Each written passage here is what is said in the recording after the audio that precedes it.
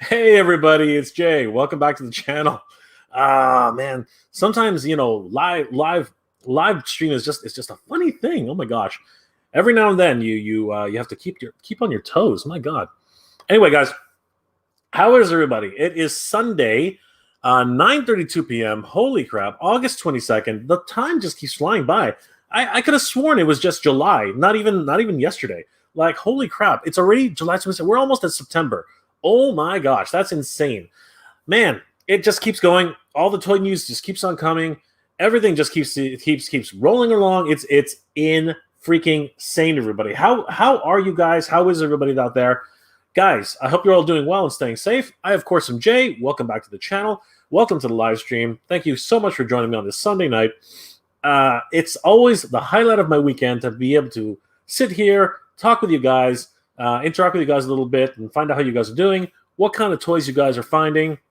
If you guys are up to date on the latest toy news, I don't think anybody can be up to date on every single toy news out there, but it is exciting. And I hope that we can talk a little bit more about toys and find out what everybody else is out there, hoping that what you guys are going to be picking up in the months to come.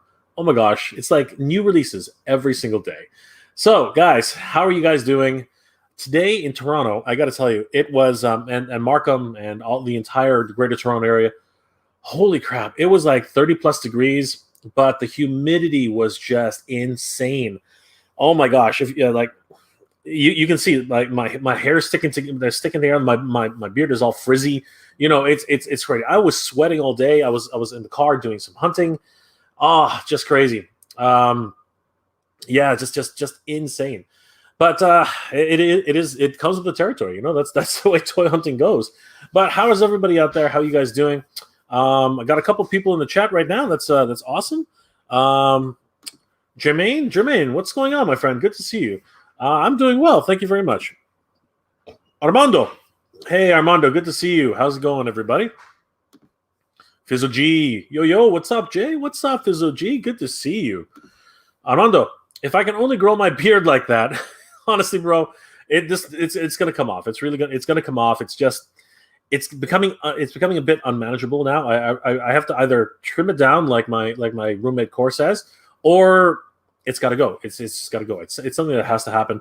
I don't mind it though. It looks neat, right? I like it, but you can't always have everything you want, right? It's unless I start doing something with it, because I remember when I used to look like this. You know what I mean? Just nice and all together. But now, man, it's like a wild man, just a wild man.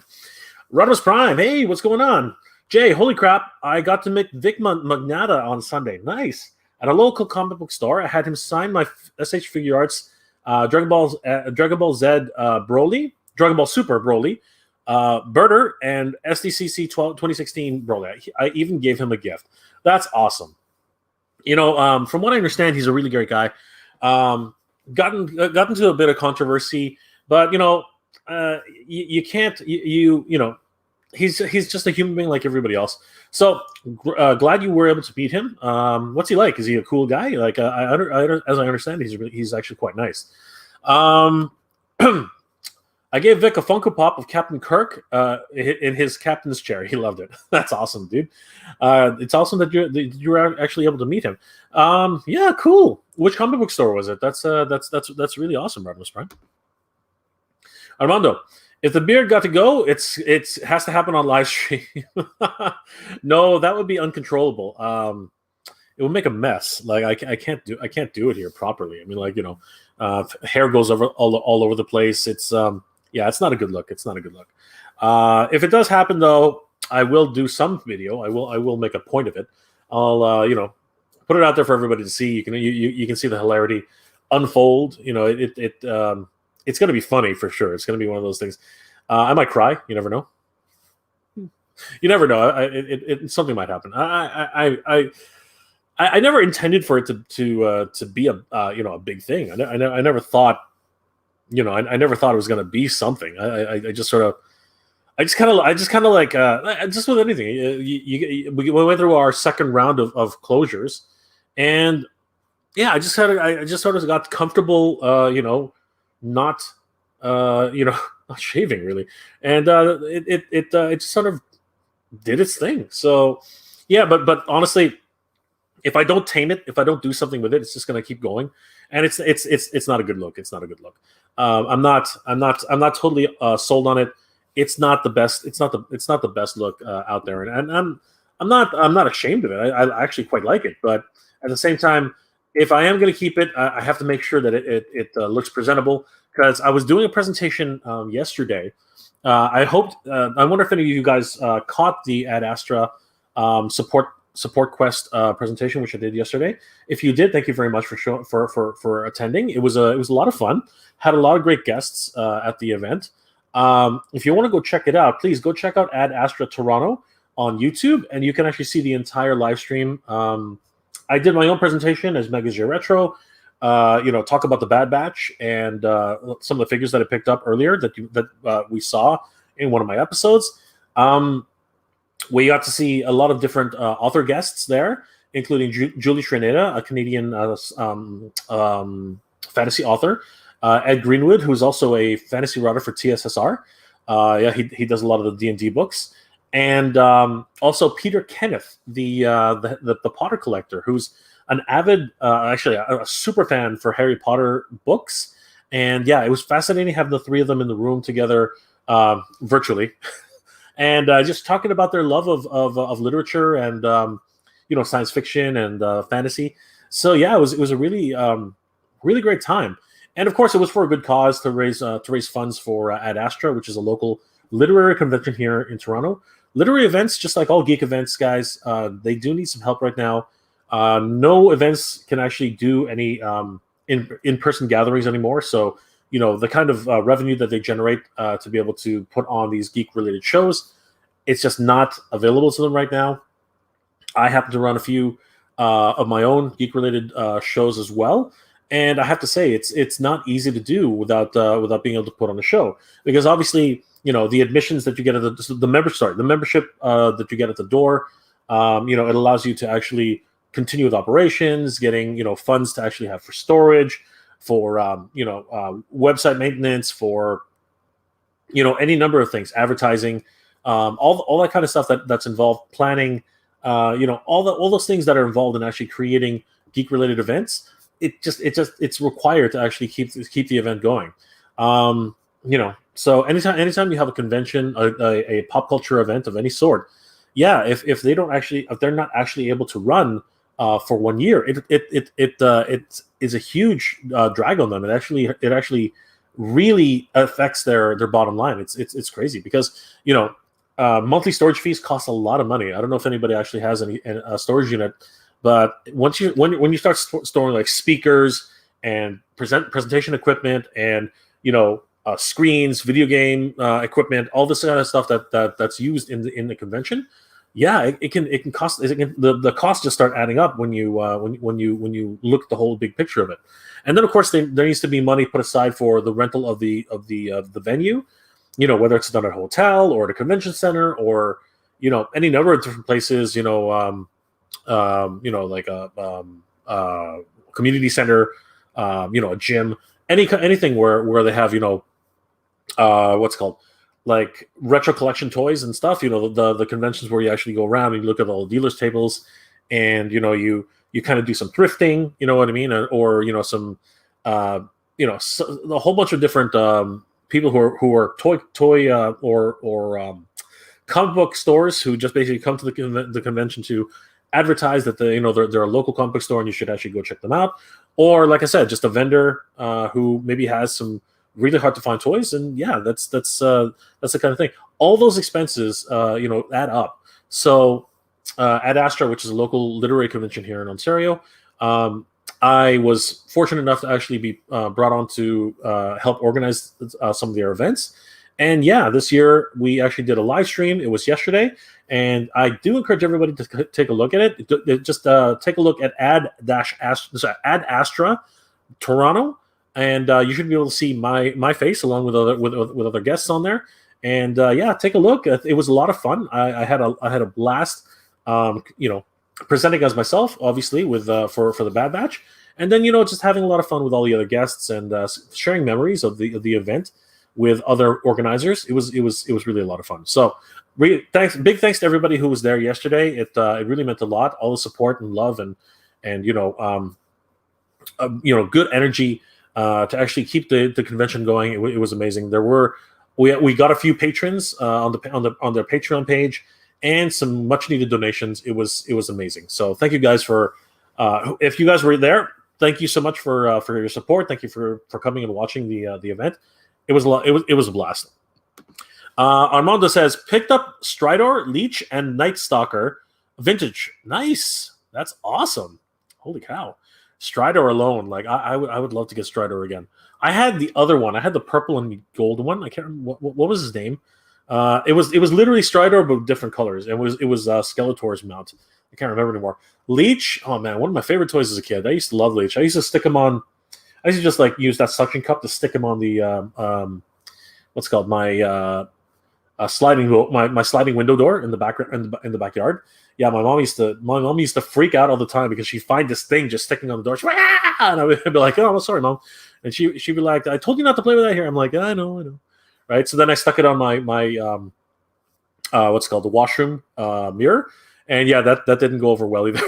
That was pretty bad. that was just crazy. Complete in a local comic book store. Nice. Headed out to the local shops. Nice. Yeah, we have to support local stores. Like my go-to store, Heroes World. Love those guys. They're amazing. Fizzle G, GameStop, or formerly EB Games, called and Skelegod is in. Yeah. Skelegod, that is so sweet, awesome. Fizzle G, thank you for that heads up. Jermaine, I'll be going out hunting this weekend, looking for that Slag, yes, Slag, and the rest of the Marvel Legends villains wave and Iron Man wave. Nice. I got totally tricked today on my hunt. Maybe I'll tell you guys a little bit about it, but totally threw me for a loop. I was so upset. Sledge, you miss Fan Expo. You know what? I don't particularly miss it. But you know what? I miss geek culture events in general. So yeah, Fan Expo, obviously, the biggest one here in Toronto. Yeah, of course I'm going to miss meeting people and attending for specifically just to hang out with some good friends. I miss that in general. Yeah. Diecast Fly, hey, what up, Jay? Hey, what up, Diecast Fly? Just got a beachhead on Target website. He's back up. Nice. That's awesome. So guys. Let's just let's just check really quickly. Let's see. Share screen. So let us check out what it is that Diecast Fly is talking about. So Target.com. Hey, where are you going? Where are you going? What are you doing? Okay. We're gonna share Target.com. Share. There we go. Target.com. Sorry, Diecast Live. We'll just excuse ourselves for a minute. So, Beachhead. Nope. Let's do Beachhead. There it is. Classified Beachhead. Where is he? There he is. Yes, guys. All right. So, everybody, thanks to Diecast Live, it appears that Beachhead is available on Target.com. So if anybody's in the States and you guys need a Beachhead, head over to Target.com right now. He is available for $22.99, and it is shipping. So they will ship it. So check this out, guys. They will ship it. So definitely start heading over there. Is there a limit? Let's see it again. Let's see how many I can put. Oh, you can only add one to the cart. That sucks. But yeah, apparently you can only add one to the cart. Which really kind of that blows actually. But anyway, yeah, if you've been looking for a Beachhead, definitely head over to Target.com as quickly as you can. Try to get your hands on Beachhead. Congratulations to Diecast Fly, and thank you, Diecast Fly, for letting everybody here know that you can actually pick up. Did I even share my screen? Oh my gosh, hold on. I'm sorry, guys. I thought I shared my screen. I'm going to try that again. So share the screen. Oh, no, it was shared, right? I canceled it. Anyway, whatever. Yeah, so Yeah, I did share it, but I closed the screen. I'm a bit of an idiot that way. Anyway, so big thanks to Diecast Fly for letting everybody know. So head over to Target.com, type in Beachhead, one word, and he should come up on the second line. So definitely head over there if you haven't already picked up Beachhead. Guys, best of luck to everybody who's been trying to get it. Rodimus, I'll say this. Vic is one of the most nicest guys in the world you could ever meet. What happened to him was wrong. The voice actors like Monica, well, we don't know the whole scope of it. The court of public opinion is really terrible these days, but I mean, there's not much we can do. So, my best of luck to everybody involved. Sorry, not best of luck, but I hope that situation is over with now, and I hope everybody can move on. It's unfortunate, right? I mean, like at the end of the day, it's a person's livelihood, so it should not be in any way. You should not be messing with somebody's livelihood. That's crazy. People need to eat. People need to be able to further to continue working. So what happened, and hopefully he's doing okay, and everybody involved is able to move forward. Diecast Live, Cobra Island Beachhead is on Target website right now. Okay, I think you said that twice now, Diecast Live, but thank you. Sledge Night Stalker, yes. Which one? There are you talking about the Night Stalkers? Like, sorry, Sledge. Diecast Live, this Amazon Roadblock is pretty dope. He looks great in my display. I'm waiting. Some people have already started receiving them here in Canada. I am waiting. I don't know what's happening. I don't know when it's gonna come, but hopefully it'll come soon. I'm really looking forward to actually seeing him in person. Really love that version of Roadblock. He's one of my all-time favorite versions of Roadblock. Sledge Jay, what I miss most about Fan Expo is that truck outside the con selling fries. That's there every day. You don't need to go. I guess you don't live in Toronto, Sledge, but you don't need to. You don't need to go to Fan Expo for that. That truck is there every single day, man. If you work downtown, that fries truck is always there. Yeah, it's a staple. Like whenever you go to any convention in that space, that fry truck is always there.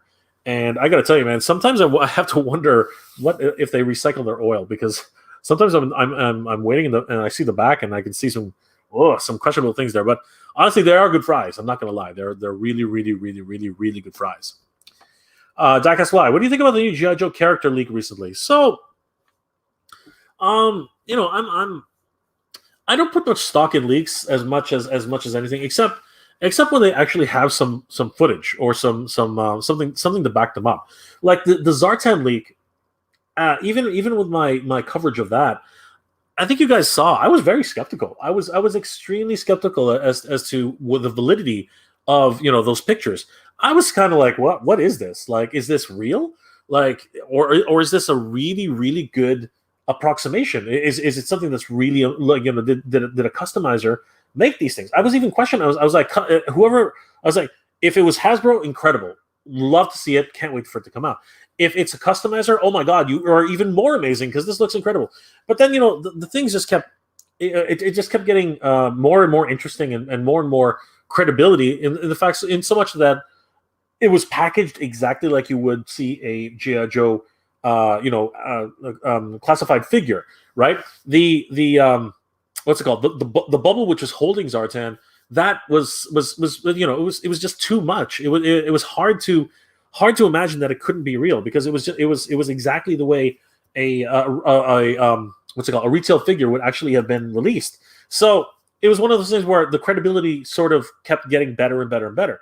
But with these new releases, which are just kind of lists, and a lot of people have been showing Target listings for upcoming figures, and you just gotta kind of say, what are we looking at here exactly? I'm not really 100% sure. Everyone's been hoping that Zaymot and Tomax would come out. We talked about that forever. Everybody's talking about the Alley Vipers. You know what I mean? Like a lot of people have been talking about Shipwreck and all the Quick Kick and all these different guys I can't remember the list off the top of my head, but yeah, everyone is talking about wanting these things, and now suddenly, all of a sudden, like we're getting a huge list, a huge leak that these things are going to be set to be released in 2022, or possibly even for Christmas, right, for the Christmas season.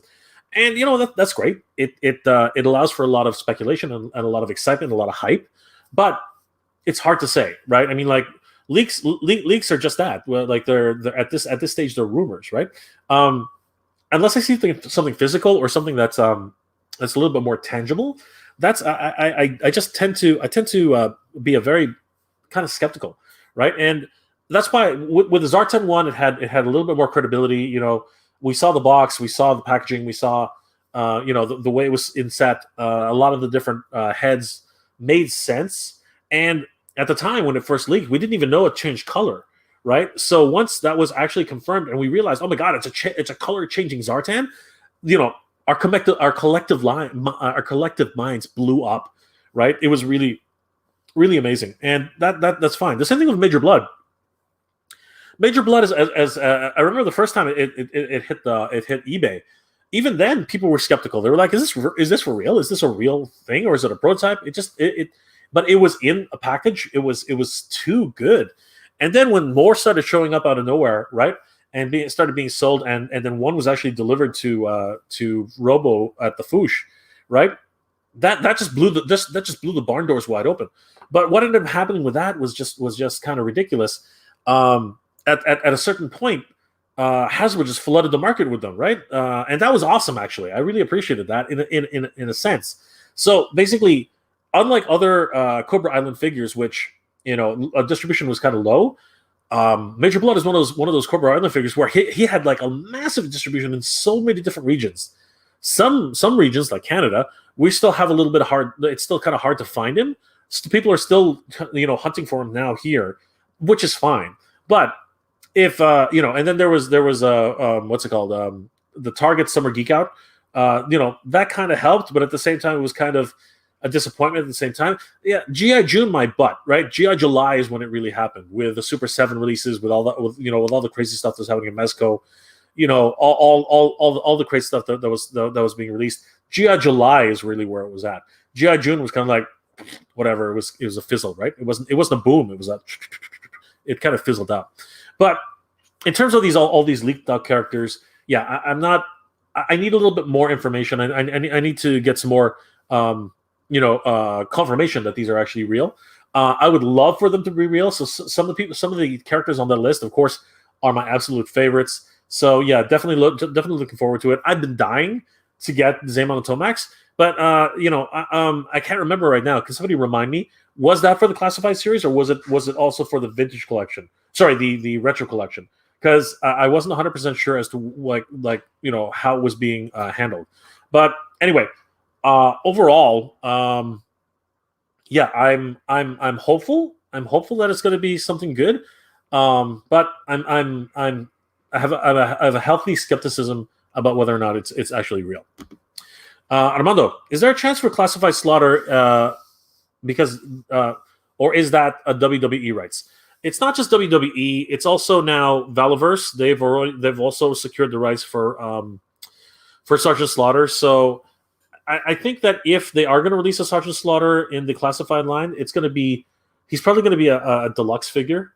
It wouldn't surprise me because his license is actually going to be it's pretty sought after. Sergeant Slaughter's likeness is already very well sought after, and because there are so many different cooks right now with this particular one, WWE, Valiverse, for the wind has been knocked out of the sails of the sails, the sailboat, right? The winds have been knocked out of that sail for Hasbro. But I guarantee you, if an official a classified figure for Sergeant Slaughter comes out, people will buy it.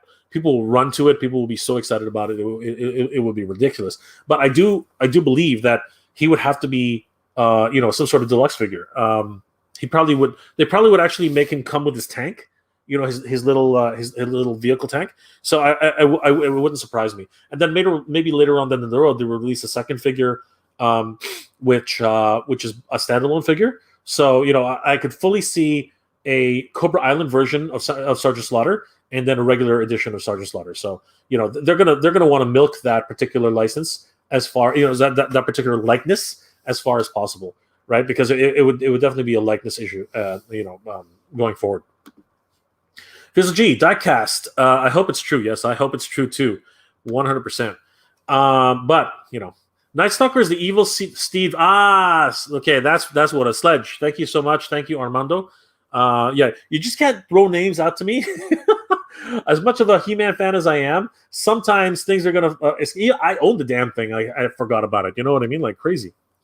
Diecast Fly. I didn't originally plan on getting Beachhead, but he was just sitting there on the site available, so I said, "What the hell? Might as well get him." Right? Absolutely. And he's actually one of the more sought after figures right now. So definitely, congratulations, Diecast Fly. Awesome.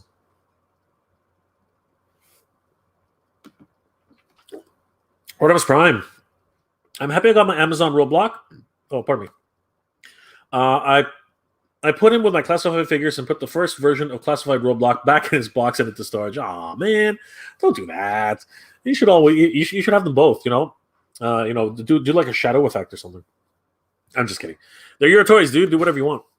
Lone Star Galaxy. Hey, Lone Star Galaxy. Good to see you, my friend. I found Amazon Roadblock at a local toy show today for $40. Head sculpt makes him look like a beast. I love it. Oh man, already with the exclusivity, right? The secondary market. I mean, I understand why it's happening. Obviously, it's a Amazon exclusive, and some people's orders have been canceled. So it doesn't surprise me that a little bit of price hike at comic book stores and toy shows are going to happen, 100%.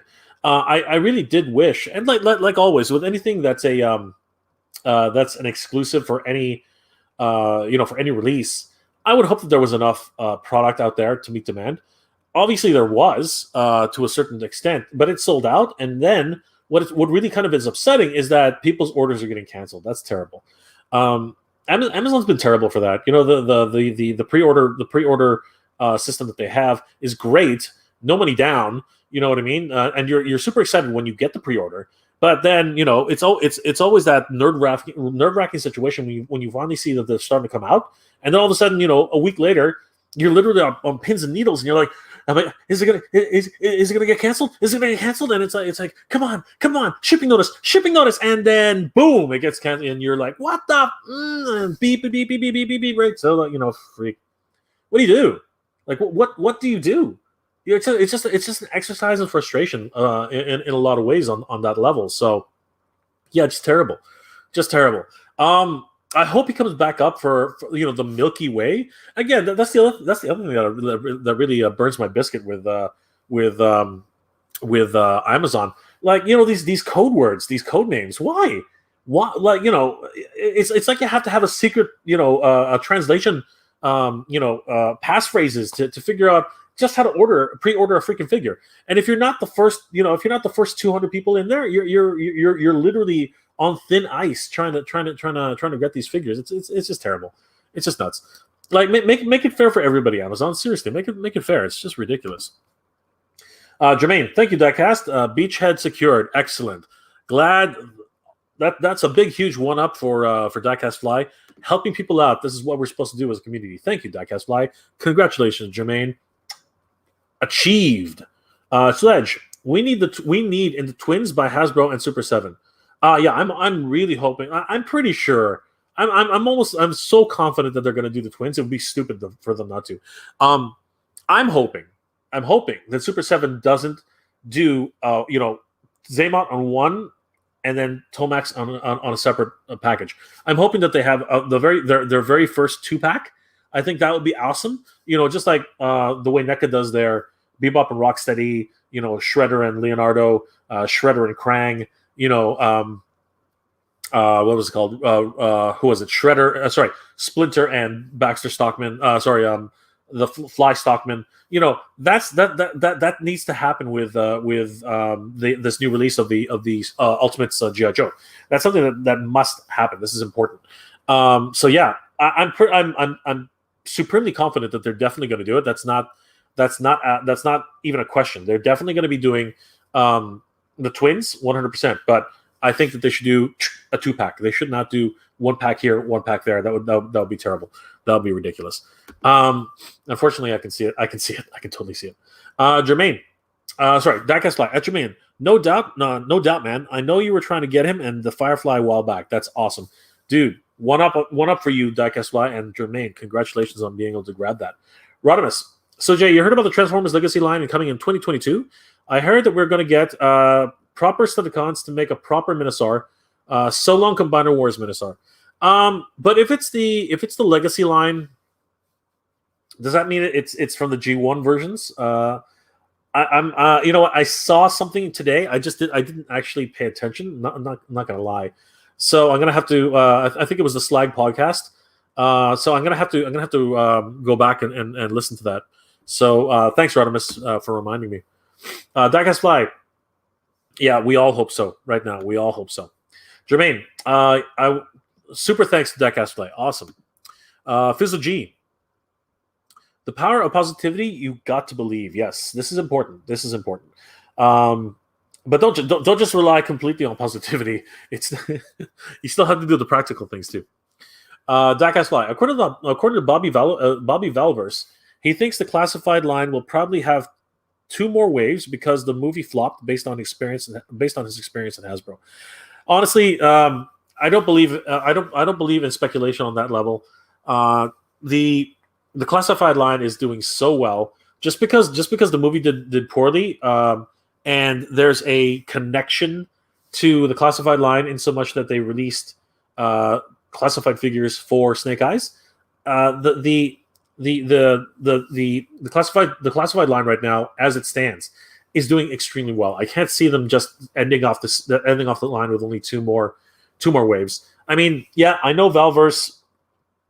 Bobby Valverse, is that his real name? I really don't know. But I know that Bobby worked in the industry, and I know he actually did work for Hasbro and for Mattel. But, you're a sculptor or you're an artist or, you're somebody, somebody who produces these toys does not necessarily mean you know how to predict the market. So, as much respect as I give him for being an amazing artist and an amazing talent, at the same time, I don't try to guess, how lines are gonna go. Smarter people out there know what they're doing, and obviously these properties are just so hot right now. I just can't see them stopping in just 2 lines. I really can't. But you know what? I'm not an expert, and Bobby has way more experience than I do. So yeah, maybe he does have a better handle on things. Hey, Barry Allen, how's it going? Good to see you, my friend. How's Central City? That's a joke, Barry. By the way, if I'm really joking, okay, I always see you. I always see your name, and the first thing I think of is the Flash.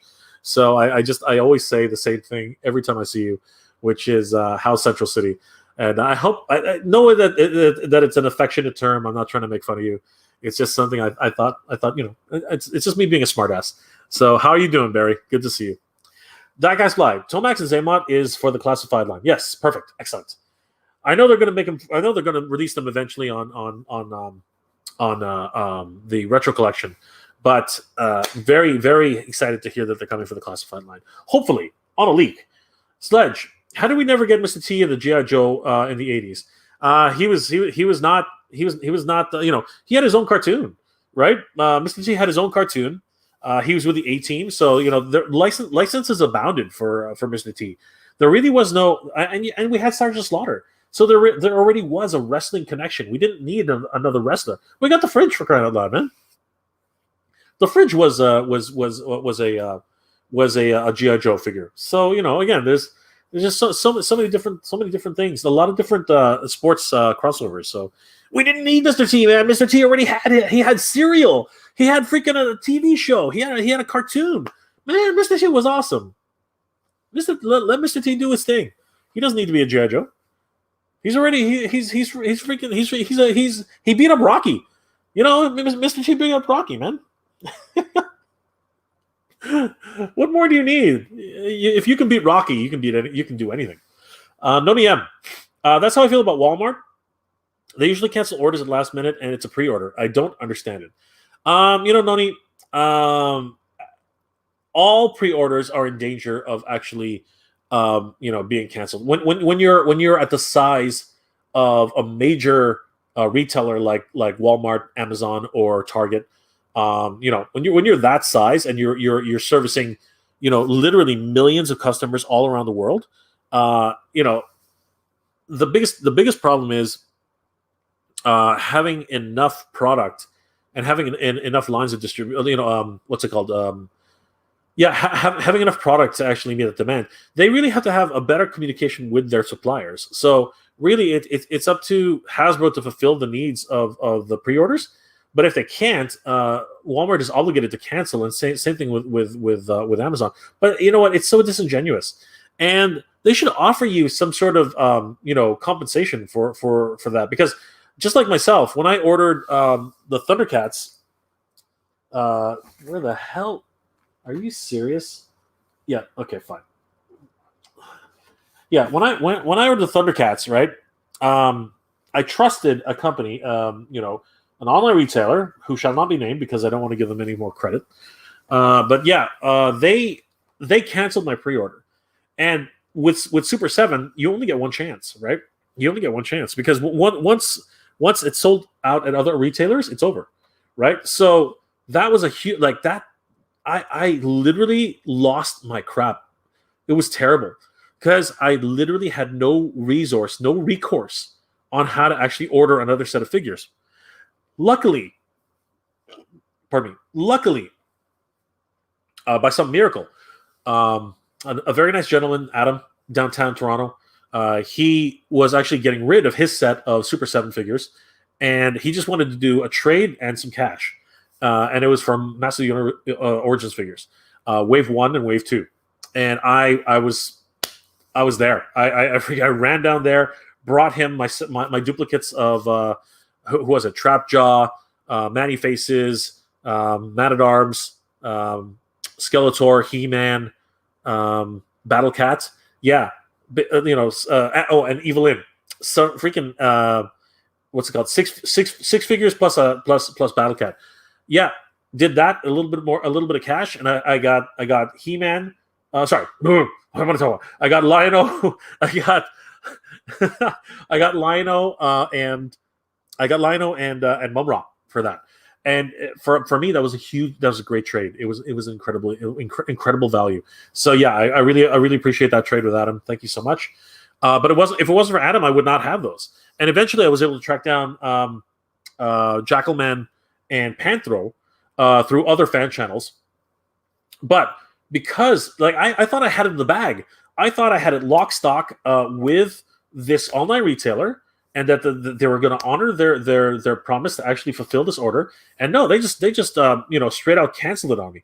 And to add insult to injury, it took the better part of 3 months to get my money back from them, and they actually did not refund my money. I actually had to had to call my credit card company. They did an investigation, and after another month of waiting, they finally determined that what they did was in the wrong, and they were going to charge back. If it wasn't for that, I would not have my money right now. So yeah, not going to mention their names because it was just a crazy a crazy experience with that, and I will not even mention them because I don't want anybody to go through that experience. Don't ever use the company that I talked about, and I named them in my video. So feel free to go dig through for my Thundercats hunting for Thundercats video, but I will not talk about them. In name, I won't do it. I just won't. Diecast Fly. I have to take classified Wave 1 Duke and Wave 2 Gung Ho out of my mainline display for the Joes because their look doesn't fit in well with the rest of the line, or will make a display just for them. That's you know what? I fully expect that they're going to probably release a more well, they did a redeco on Duke. I don't have him, but they did a redeco on Duke, and apparently he looks a little bit better. So I don't know if you can find the new redeco for Duke, but he might look a little bit better. And they did a redeco for Roadblock. So Diecast Fly, try to find those guys. Try to find them. Try to find them and match them up. See if they look a little bit better because they do. You know what? All right, let me. Toys everywhere. Okay. Okay, so this is not going to be easy, and it's probably not a good idea, to be honest with you. But let's see. All right, so there's Roadblock in his original deco that was released. Gold shoes, gold shin pads. Lightly colored green top. Just futuristic, blah blah blah, right? And then there was the redeco, right? So you can see the pants are actually more unified in terms of their color, right? And the vest is a little bit more green, closer to his, what was it, third season or fourth wave for the original release. And yeah, he's a lot more subdued. So you look at these two side by side, and I wish there was no glare. Hold on, let me try. Let's try that. Yeah. So if you look at them side by side right now, you can sort of see the differences. And yeah, it's pretty apparent that one is a little bit more, not cartoon accurate versus this one, which is a little bit of a better deco, I think, right? So yeah, some food for thought there, Diecast Fly. Just not to try and dissuade you or anything, but if you can find this version of Roadblock, he might actually be a much better fit for that. But what am I talking about? What am I talking about? Roadblock. The Roadblock you have now, the new Roadblock is the ultimate version. So yeah, no, I totally understand about that. But in terms of Duke, there is a redeco of him. I think he does look slightly better. So I don't have Duke, unfortunately. I have Scarlet. So I have the new deco of Scarlet. Yeah, I'm not with this one. With this one, I'm not as sold. There are slight differences, but at the same time, they're only ever so slight. It's not really too much. Too much in the way. This one, she's got more earthy tones, versus this one's she's blue. Her colors are blue. This one she's got a more youthful appearance. This one she's got a little bit more mature appearance. Again, the Scarlet's overall deco is a little bit more actually they're all subjective, right? But if I was to actually pick, honestly, I like them both. They both look fine. I think I'll have to track down Duke. I will. I think I'll have to track down Duke's redeco, only because, like I said, I think that Roadblock here is definitely much more improved, in my opinion, for his deco. But now we have the proper release for Gung Ho. Sorry, for what am I talking about? For Roadblock. Now we have the proper release for Roadblock. So it's kind of, not that it's kind of moot, but yeah, maybe you're right. Maybe you should just put them away or make a brand new display. Maybe you're right. I don't even know why I brought that up. I don't know. I don't know what I'm talking about. Diecast Fly Super 7 2-pack for the twins is $110. What? Did they already announce it? Are you kidding me? Did they already announce it? Get out of town. Hold on for a second. Don't tell me. Did they already announce it? They did not announce it yet. You're kidding me. Hold on. Where? They did not. Diecast Fly, you're pulling my leg. They did not announce the twins. Hold on.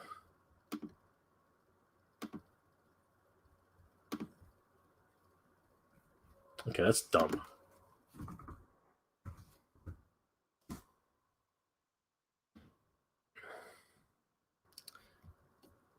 Come on, Deck. You're killing me, man. There are no twins. There's been no twins announcement. You're fooling me. You're fooling me, Diecast Fly. You're fooling me. Don't do that, man. I'm really quite gullible. You can't do things like that. You can't do things to me. You can't do that to me, man. I'm very gullible. Barry Allen, Central City can go to pieces for all I care. Oh, Barry, don't be like that. You're the hero. You're the hero of the day, Barry. Jermaine, Yes, they have to release the twins next. I don't remember what website I was on, but they had a classified his tank. No way. Are you serious? No, that's got to be a third-party thing. That can't be real, Jermaine. Again, don't do these things to me, man. I'm very gullible. Bobby says the rest of the line would have to become a Target exclusive to stick around. Honestly, I think Bobby's a bit just maybe he's a bit disillusioned with the industry because I can't see that happening. You know, again, he's a great guy, but he's also you know what? Here's the thing: Bobby is also experiencing a lot of the difficulties that Super 7 is now experiencing. So I'm wondering if he's lessening his tone, you know, about the way you know backlogs and everything like that, because he was championing, you know, that Super 7 is just like, you know, not the way to do toys, small, you know, small boutique, you know, we can make toys as cheap as possible, and you know, but you know, again, the shoe's on the other foot sometimes. You just take it easy, Bobby. Renegade Biker, hey Jay and all, hey Renegade Biker, good to see you, my friend. If PSA, if anybody knows, if anybody's just joining the stream and you're looking for a Cobra Island beachhead on Target website, is now, yes. Diecast Fly did remind us that G.I. Joe Classified Series Cobra Mission Beachhead is at least when we took a look at it, it was available for pre-order, and if we take a look again right now, yes, you can right now have it delivered, and it's only one per customer, so the maximum quantity has already been added to your cart. So yes, guys, if you haven't ordered your beachhead, go now, buy. Go grab your G.I. Joe Classified Series Special Missions Cobra Island Wayne Beachhead Snedeen. Go get him. Go get him now. Go get him now, because he's not going to last. We do know this. So yes, guys, I keep doing that. I close it and then it's gone. So yes, Diecast Fly, thank you again for that. That's awesome. I like the original Duke better than the repainted one, and I had passed on all the roadblocks until the Amazon one. Repainted Scarlet is an improvement, so I still got her in the box. Nice. So you're already ahead of the game. I don't even know why I'm making these suggestions. I have no idea. I just want to be helpful, guys. I just want to be helpful. Eric, hey Eric, good to see you, my friend. What's up? Good to see you. Barry, speaking of Amazon canceling pre-orders, I was livid when they canceled my Transformers for Cybertron 2-pack of Ratchet and Lifeline when it was only $70. Now it's over $100. Yeah. This is the reality. I'm sorry. I'm pretty upset about that too. I wanted Ratchet in his Earthrise form. And yeah, Lifeline would have been really cool. You know, a second you know, Fembot definitely would have been a really cool addition to the collection. Yeah, pretty upset about that myself, Barry. I'm right there with you. Unfortunately, you can't run away from that. Ding, ding. sorry, Barry. Lone Star Galaxy. Personally, I prefer the original Classified Wave 1 colors over the redeco. Too plain for me, except for Duke's orange watch. Lone Star Galaxy. You're gonna open up a can of worms now. Don't do it. Diecast Fly. No, they didn't announce it, but yet their single figures are $54. Yeah, no, I think it would be slightly cheaper. I think it would be like $90. I don't think it would be like $110. You know, it would be dumb for them to charge $2 price for on a double pack. I think that they would definitely have to give people you know, a bit of incentive to pick up two at the same time. So yeah, I could see 90, 95, 90, 90, 95. But I don't think it'll go past 110. That would be terrible. Rodimus, I accuse Diecast Fly of shenanigans. No, don't do it. We're all good here. We're all good. We're all of good conscience and good, just good fun. James Shapiro, hey James, good to see you, my friend. Serapio. Oh, sorry, James, if I'm screwing up your name. I apologize. Woohoo! Got myself a WWE. What the heck? Okay, I'm going to try it again. Woohoo! I got myself a WWE Elite Low Shirai last week. Hey, folks. I don't know who that is. Who's Low Shirai? That must be a rare character. So congratulations, James. That's an awesome pickup. I don't know who it is, but you know, it's still an awesome pickup. Super Sub figures are $54 each. Yeah. We know Diecast Fly. Rodimus Prime, 1982. LOL. Chemical Reaction. Peace. Good to see you, my friend. Rob D1. Hey, Rob D1. Good to see you, my friend. Beachhead is on target. Yes. I'm going to have to do this again and try not to close it this time. So, yes. Beachhead, thanks to Diecast Fly, we do know that Beachhead, and I'm going to share the screen one more time. Beachhead is available on Target right now. Look at that. That's so beautiful. What a glorious thing. You can ship it right now. I'm clicking ship it, but because I've already got them in my cart, right? It's not letting me it's not letting me put any more. So you can only have one. It's limit one per customer. See, you can only have 1 or 0. So it's limit one per customer. So yeah, I can get it by Monday. They will ship it to me by Monday, August 30th. Sorry. So next week. So yeah, guys, definitely head over to Target.com. Go get your Beachhead right now because he is available and he's not going to. Whoa! Wait a second. There it is. Yeah, come on, go. Yes, he's still available. He is still available. Rob D1, go now. Bye. Go get him, Rob. Go get him. James Serapio. LOL. Shirai. Io Shirai. Oh, Io Shirai. Okay. Japanese wrestler. Also discovered we share the same hunting grounds based on your last toy hunting video. James, my hunting grounds are. I go as north. I've gone my regular hunting grounds. I've gone as north. I go as north as Newmarket. I even go past that sometimes. I go as west as Guelph. Sometimes I even go to I'll say Guelph. I go as far west as Guelph. I go as far east as Oshawa. I've even gone to St. Catharines, and I go as far south as the lake. So I've got a huge radius in terms of where I hunt. But I like to hunt in Markham. I like to hunt in Scarborough, Toronto, East York, North York, Newmarket. I like to hunt in what's it called? Etobicoke, Mississauga, right? Guelph. Again, I'm an idiot. I go all over the place. So yeah, in terms of the GTA, in terms of just the surrounding areas, yeah. If I can find what I'm looking for, and I can put it on camera so people can see that they're available, and it helps people to actually find the stuff they're looking for. I will go where the toys follow. I will go where the toys go, and I will try to get those toys.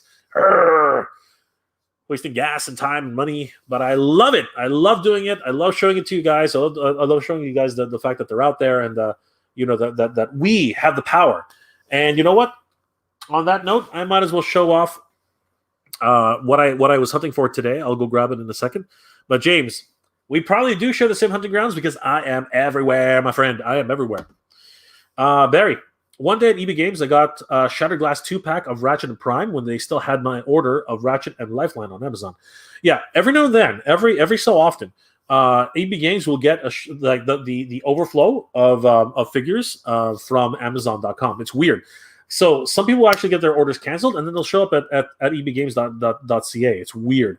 And you'll see these little brown in nondescript packaging. You're like, what the hell is that? You read the side spine, and you're like, oh my god, it's Ratchet, it's Shattered Glass Prime and Shattered Glass Ratchet. Just crazy, just nuts, right? No rhyme or reason for it at all. Amazon exclusives, yeah, whatever. Chemical Reaction. Did you already mention the Channel 7 news? Yes. Okay, so that's actually a good segue. Let me get into that Chemical Reaction. There are actually only two more comments. So Chemical Reaction will definitely get to your very, very poignant question. Rudders, hitting the stack. Good night, all. Till all are one. Till all are fun.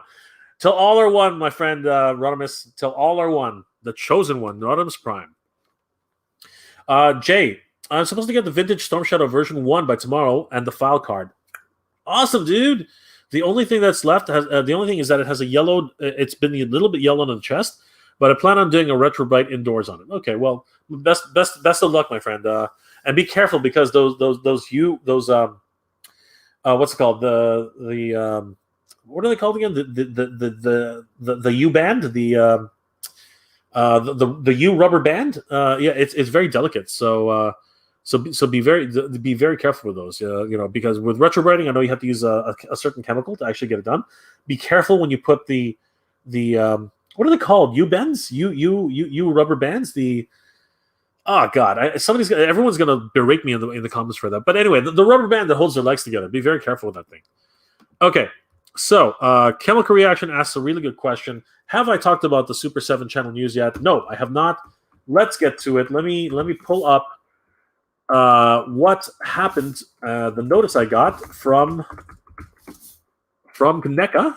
NECA contacted me. Not specifically. They contacted me and everybody else who was able to get a pre-order for this thing. Let me just bring it up. Where did it go? NECA. Where are you, NECA? NECA, where'd you go? Where are you, NECA? You were just here. Ooh, cross-border. Cross-border. Come on, NECA. Where are you? GameStop. It's so weird seeing GameStop in my email box. Ooh, Dalton. Nice. Where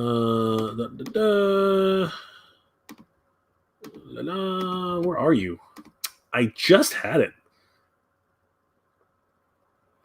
Okay, now I'm going to have to do a search. So, NECA. There we go. Found it. I found it. All right, let's see what we got here. All right, here we go. So, let me share the screen.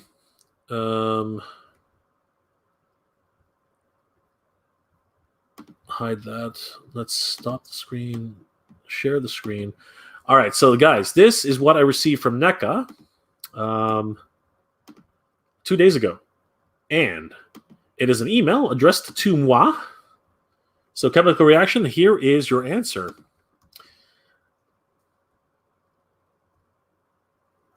Let's just zoom it in a bit so everyone can see what we're doing. All right, here we go. All right, guys. So it is titled NECA TMNT Update. It's not doing it. NECA TMNT Update 816. Hello, and thank you for your order. Wow, the English here is amazing. Hello, thank you for your order of one of our TMNT sets. We are currently working on shipping out the ultimate April O'Neil, Trag, and Granitor, Krag's Android Body, Mondo Gecko, and Muckman figures over the next few weeks. Sweet. Please be patient while the shipping is being processed. We will not have any details about when specific orders will ship, but you will receive an email notification with tracking when your order ships. Please note that your order will ship when the last item on the order is available. That is so weird, but okay, whatever. So basically, they're shipping them all in the order bundles that you made, which is great in a lot of ways. Orders cannot be split, and product will be held to be shipped when your final item arrives. All right, as confusing as that is, here's the nitty-gritty. The following items should be shipped at the times below. Please be aware that these dates may change due to delays in shipments arriving. So, guys, here are the shipping dates, the proposed shipping dates for all of these figures from NECA as of 8/16. So, about 4 days ago. About 6 days ago. All right. Ultimate Muckman will be coming out on August 21st, 2021. No, sorry, August 2021. That's their expected date. We're already in August. What the heck are they talking about? Mondo Gecko is also slated for this month. Ultimate April O'Neil, which is the movie version, is slated for August 2021. Dragon Granitor, I think that's the reissue, is August. Krang's Android Body is also August. So those two reissues are slated to be shipped out this month. Hopefully by the end of the month, I would imagine. The reissue of Rocksteady and Bebop 2-pack is also is Q3, so Q3. So that should be August, September, October, November. Yeah, what are we talking about? Q3 2021 is August. So I'm going to say August. Genghis and Rasputin Frog is also Q3 2021, which is August. 1990 movie Foot Soldier 2-pack, September, October, November. No, okay, September. Sorry. September. It's probably going to be September because my apologies. Yeah, Q3 2021 ends in September. So Rocksteady Bebop 2-pack should be shipping out hopefully by September. Genghis and Rasputin Frog should be scheduled for September. 1990 Foot Soldier 2-pack with weapon rack, late summer of 2021. That is pretty much done. Late summer 2021 is now. Like, what are you talking about? Anyway, whatever. 1990 Splinter and Shredder 2-pack, also late summer of 2021. Rat King and Vernon, fall of 2021. So probably October, November. September, October, November. Triceraton and Roadkill Rodney, the fall of 2021. Ultimate Pizza Monster, fall of 2021. Ace Duck and Mutagen Man, fall of 2021. Splinter and Baxter, fall of 2021. Zarak and Zork, fall of 2021. Anthrax and Scumbag is fall of 2021. And the exciting ones for us in particular, myself and Rob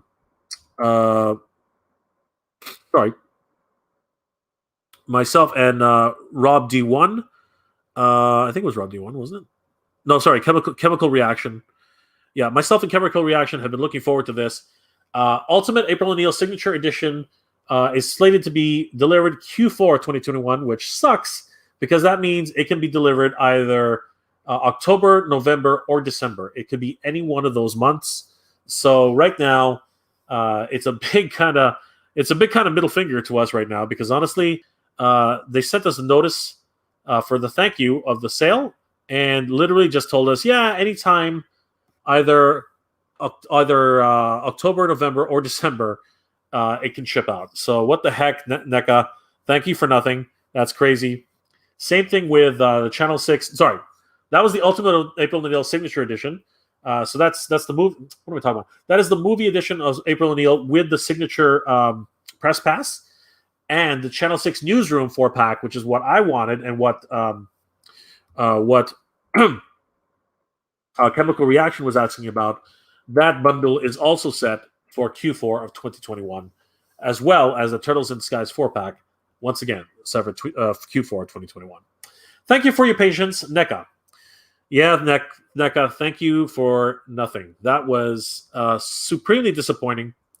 Wow, that was a bit of a letdown. I have to say.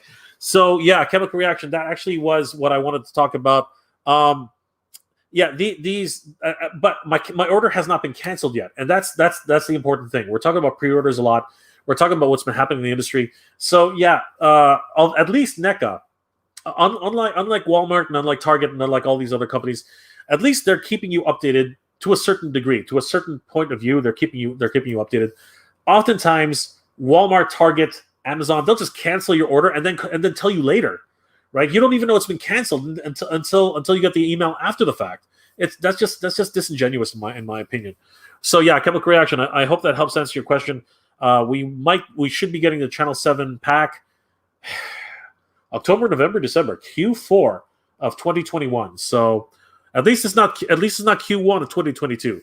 So it is expected to start shipping out by the end of the year. So anyway, looking forward to it. I'm not really, I'm not desperate for it. So hopefully we'll be getting them. They'll be arriving at our doors any day in the next 4 months.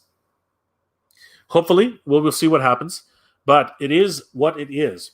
Rodimus Prime is hitting the sack. Good night until all are one. Thank you very much, Rodimus. Good to see you, my friend.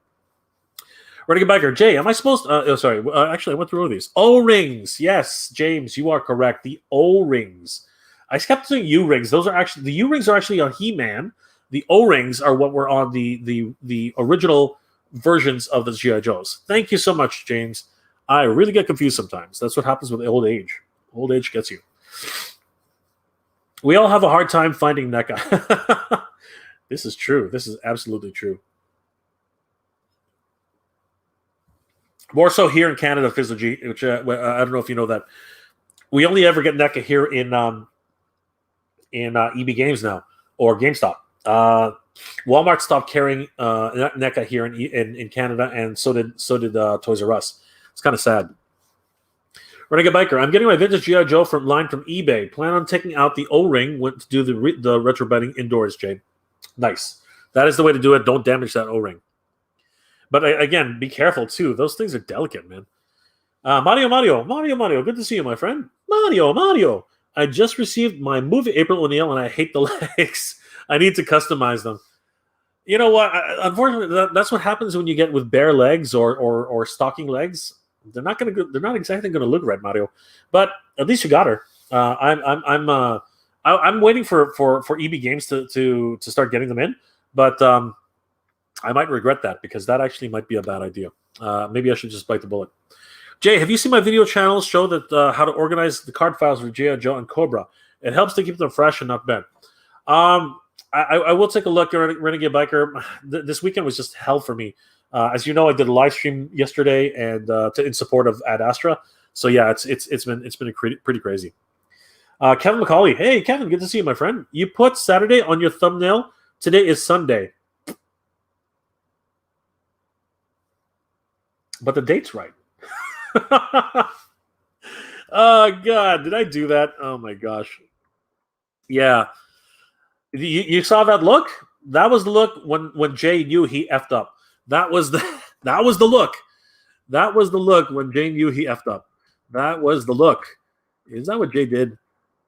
Oh my God, that's exactly what Jay did. Jay effed up. But August 22nd is correct.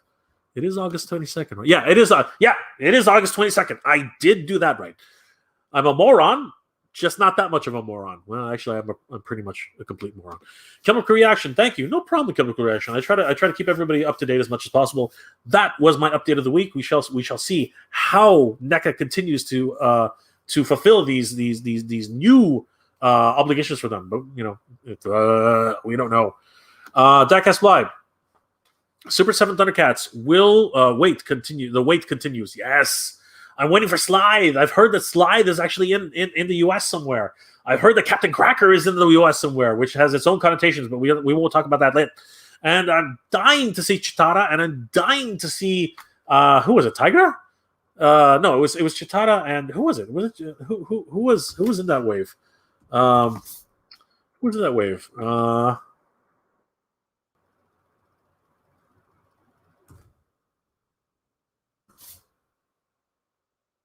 Oh, Jaga. Yeah, I would love to. I'm dying to see. I am dying to see. Those figures. I'm so excited. I can't wait to see them. When is it going to happen? When are we going to see these guys? When are we going to see Chitara, Jaga, Slithe, and Captain Cracker? Jeez Louise, what a name. Captain Cracker, Slithe, Chitara, and Jaga. Characters I've always wanted, never ever got them as a kid. Really excited. Hopefully we'll get them soon. Excellent. Guys, has anybody here actually seen these in the wild? I've heard leaks. I've heard that they should be coming soon. I'm on bated breath. I'm so I'm so ready for this. It's just not even funny. I love Thundercats. Everybody knows that. One of my favorite toy lines of the 80s. So excited to be able to get these figures in hand. Just I can't wait. I'm just so man, I'm on pins and needles. Really. Chemical Reaction. Colorado has plenty of frogs, Mondo, and Muckman. It's weird seeing TMNT in the wild. Brother, you got a great store. Is that Walmart or Target? That's amazing. Oh my gosh. Thundercats.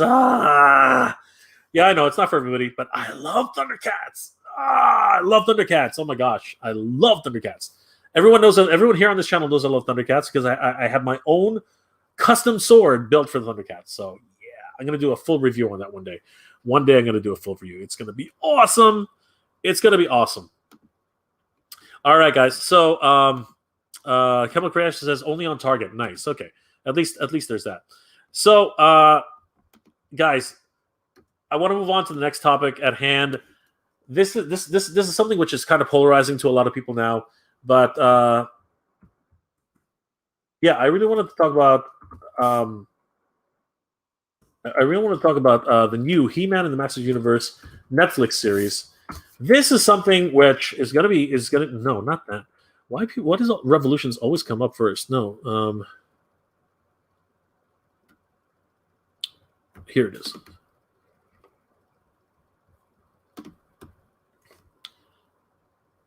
yeah, this is something which I'm honestly I'm excited for this series. I really am. Having watched the trailer and done a full review, what's this, a reaction to the trailer, I do have to say, what the heck? Are you serious? Yeah, this is the only problem with trying with doing anything with this particular with what like the naming convention is something I really have a problem with. So, guys, have you guys seen the trailer for the new He-Man and the Masters of the Universe, TV series for Netflix? Honestly, I am. How come it hasn't switched yet? That's weird. Sorry, give me a second, guys. Here we go. That's what I wanted. Yeah, have you guys had an opportunity to see the trailer for this new series? I have to say, and you guys saw it in my for those of you who saw it on MGR Collector, the reaction. Sorry, I think it was Mega J Retro. My reaction was actually kind of mixed. I was a little bit perplexed about this, but at the same time, I was hopeful. I was hopeful and intrigued. And there are a lot of things. There are a lot of things about this particular series that are giving me a lot more hope.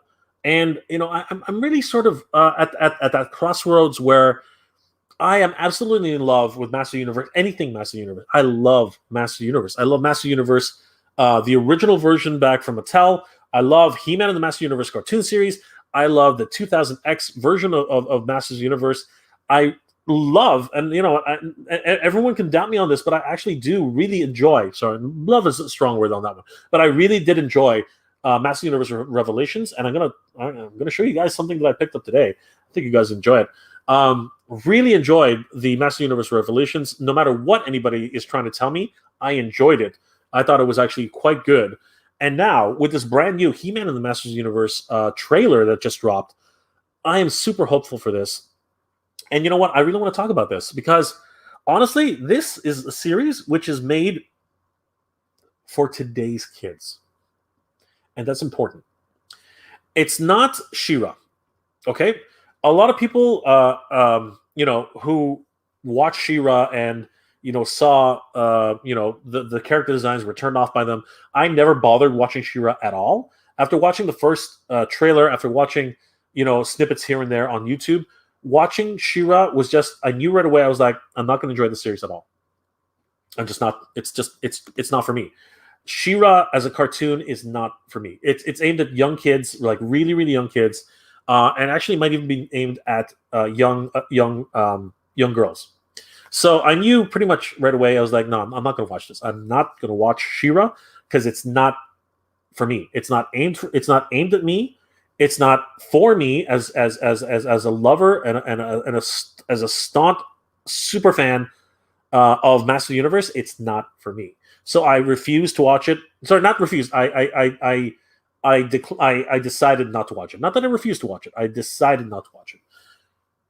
Hearing about this new series here, I was already curious. I saw some of the toy leaks that happened much early in the year, and I was like, man, it kind of looks kind of weird.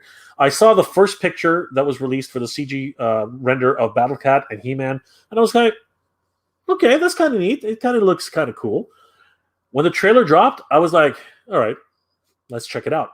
And quite literally, what you saw in that reaction video was my initial reaction. I actually was, truthfully, even with the other... oh boy, I'm sorry. Sorry about that, guys. All my reaction videos are genuine because that's the first time I'm watching it, truthfully. and honestly, I was confused. I was genuinely, honestly confused. I mean, we the first character we see, we still don't know their actual names. They never actually said who was who and what was what. They didn't. I sort of figured it out now who's who, but they did not really identify who was like. I'm thinking now, after thinking about everything, I think the first female character that we saw who was able to claim the Sword of Power from Keldor, I guess that would be Keldor's room. I guess I'm not even sure. And then she hears a voice in her head that says, "Bring the sword to the champion," right? And she goes, "What champion?" I actually think that might be Tila. Again, I don't know. I really don't know. As a matter of fact, I didn't actually read. Did I read Tila? I'm gonna have to go through the thing again. But I think that would be like a sorceress type character, someone whose destiny is to inherit the power, the destiny of the sorceress. So if anybody, I think that would be probably Tila. I didn't realize that at the time, but the next young lady who we introduced to, who's speaking to Adam directly around the campfire, talking about the fact that he transformed into a He-Man. I think that's actually Ram Mam. I think that's Ram Mam because she's got a helmet on her head, right? And we see later in the trailer that she slams into a control panel and using her head as a battering ram. So I think that that's actually Ram Mam. And if we look at this picture right now, we can actually see that her head is emulating with power, right? So this actually leads me to believe that this is Ram Mam, right? So I think that that's actually Ram Mam, right? They've actually made Rami into a female for this particular series, which is cool. That's kind of cute. I think that's neat. I think that's actually that's kind of clever. Ram Mam instead of Ram Man, it's Ram Mam. And I sort of like her quirky personality. It's kind of neat. She cares about Adam a lot, so that's something else. And we also found out that this young man here, I think I'm absolutely correct. I'm hoping I'm absolutely correct. I could be damn wrong, but I hope that I'm correct. I think that this is Man-at-Arms. Pretty sure because in the trailer he talks about master of mechanisms, right? He actually talks about it, right? So I think that he's got his arm, pauldron. He's got his armor, right? So I'm pretty sure that he's Man-at-Arms, and Orko's a robot now. What? Orko is a robot now? Orko is a robot. I gotta stop myself silly here. Orko is a freaking robot now. Like, what the heck? Magic and technology. Anyway, yeah, that completely threw me for a loop. So really cool to see that. Really cool to see that Orko is in the series, first of all, because in Revelations, oh my God, Orko made a huge impact on me, and I think if you watched Revelations, he will make a huge impact on you too if you watch Revelations. So seeing Orko here in this series is a boon. It's a blessing to see Orko in this series. Honestly, no matter what he is, he's a technical marvel here. He is a robot, right? He's the embodiment. I don't know if are Trollins things? Are Trollins droids? You know what I mean? Like, are they a mechanical people? Awesome, seriously awesome. So yeah, really excited to see Orko in this series, and of course we see Battlecat there. For obvious reasons. Everybody else, from what we were able to see, we know that Keldor is Skeletor. We know that's been revealed already. We see the character design for what's it called? We see Trapjaw. We see I think we saw Beastman, right? So a lot of your basic characters that we see in the show that are traditional He-Man characters, they're going to be in the show, and they all have very, very interesting new designs. And let's touch on that. I'm loving these designs. I am loving these character designs.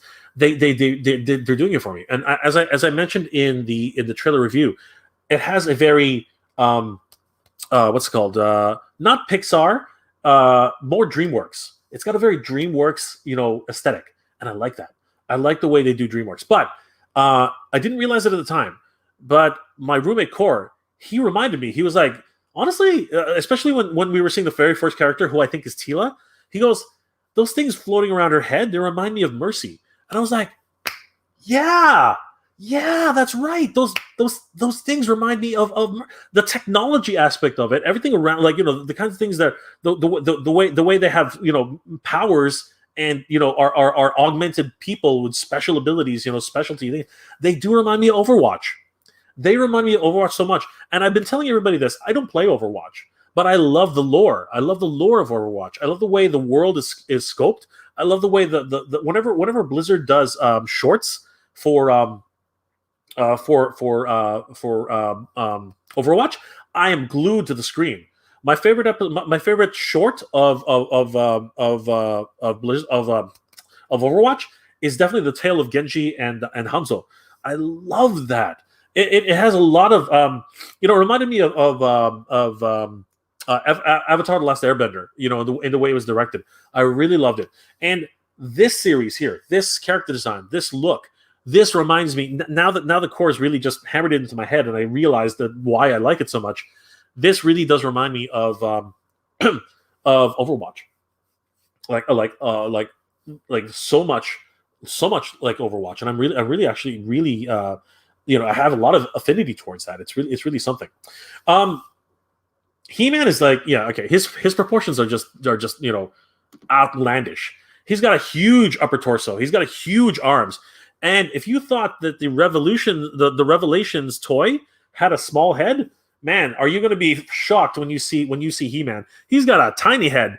He's literally got a pea brain compared to his torso. And somebody kind of quoted, I think I said it first, but somebody else has been accredited for it, which is fine. I'm not jealous. I'm not jealous at all. But I really do think that this particular He-Man definitely skips leg day. He's got the scrawniest legs compared to his torso. I mean, there's still muscle there. You can definitely see that there's a lot of power in those legs. But yeah, he's definitely Johnny Bravo. You know what I mean? That kind of look. So yeah, that would be my only kind of not that I'm turned off by it, but yeah, definitely something that does like that's kind of odd. But Skeletor has the same look. He's still got a much bigger upper torso than his legs. Thankfully, Man at Arms is more proportioned. Obviously, Ram-Man and all the females are much more well proportioned. But yeah, He-Man and Skeletor. What the heck happened there? I think even Trapjaw and all the villainous characters, they seem to have much bigger upper bodies than. You know what they remind me of? To be honest, I think I've mentioned this before. They sort of remind me of the Eternia minis. I just happen to have one here. Might as well bring it out. But yeah, they remind me. They remind me of the Eternia minis. Do you see how that is? Check it out. Look at that. Look at that. It's the He-Man it's the new He-Man Master Universe Netflix series. I'm here. So yeah, if they wanted to bring this version of He-Man into the universe, there he is. There he is. That is He-Man. Big ass chest. Tiny little legs. That's crazy. Right? And like I said, it's the same thing with Keldor here, with Skeletor. Big ass torso, small ass legs. Like seriously, that's what I thought. I thought maybe that they were emulating this. I thought that that's actually what they were doing. I thought that they were actually going to introduce, the make like a Eternia minis cartoon series. I thought I thought that was a possibility. I was thinking to myself, that's probably what they were trying to do. Maybe that was their plan from the beginning, to actually make the Eternia minis into a TV show. Apparently, I was wrong. So, but no, honestly though, I am loving this aesthetic. I am loving the designs. They really are doing it for me, honestly. I do love the way they look. Now it comes down to the story. I think it is your run-of-the-mill, He-Man story. It sure looks like that.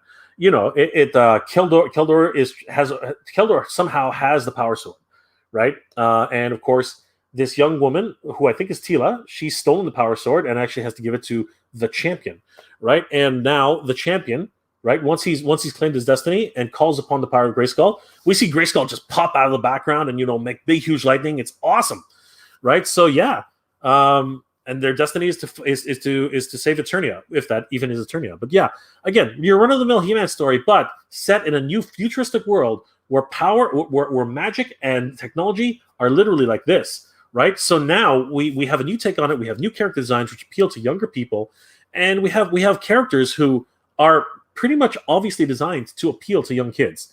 So yeah, I'm really, really, really looking forward to this series. I can't believe, I think this has actually been planned for quite some time. The animation quality looks great. If you haven't seen the trailer, I really suggest you do. It really is something different. It's something new. And here's something that I've always said. And here's something that I think is very important for all of us to realize. We need new stories. We need new stories in order to make new toys, in order to keep the brand going.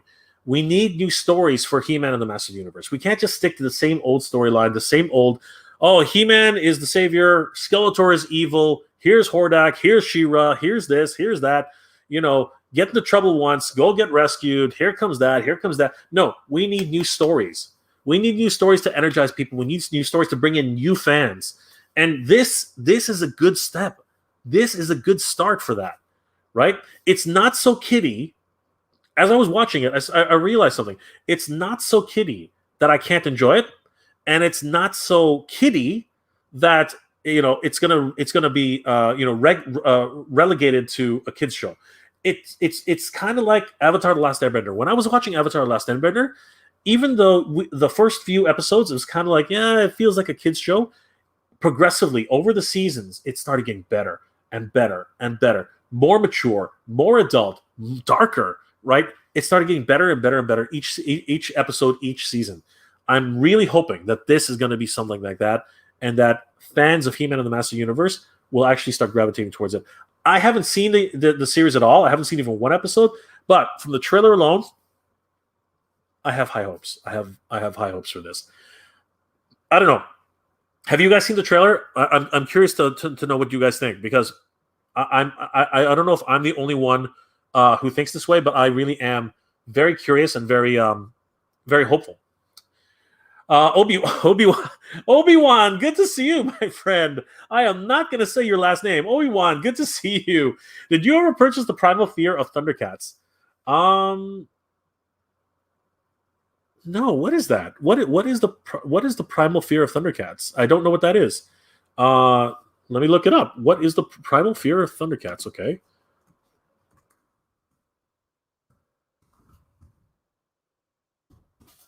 Primal Fear of Thundercats. That doesn't seem. I don't know. What I can't seem to find anything about it. Juan, did you ever purchase the Primal Fear Thundercats?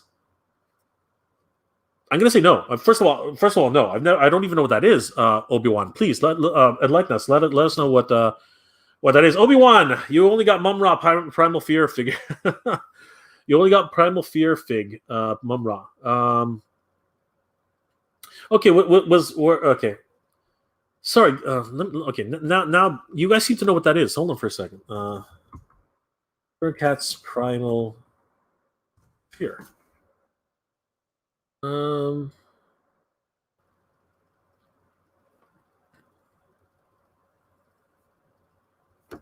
I'm not. I'm not seeing figure. Oh, Primal Age. Oh, okay. Sorry, Obi-Wan? Are you talking about Primal Age, the Savage World? Is that what you're talking about? Hold on.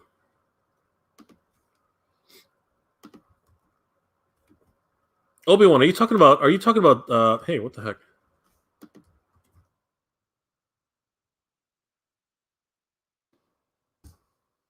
Obi-Wan, are you talking about these guys? Are you talking about Primal? Are you talking about Savage World?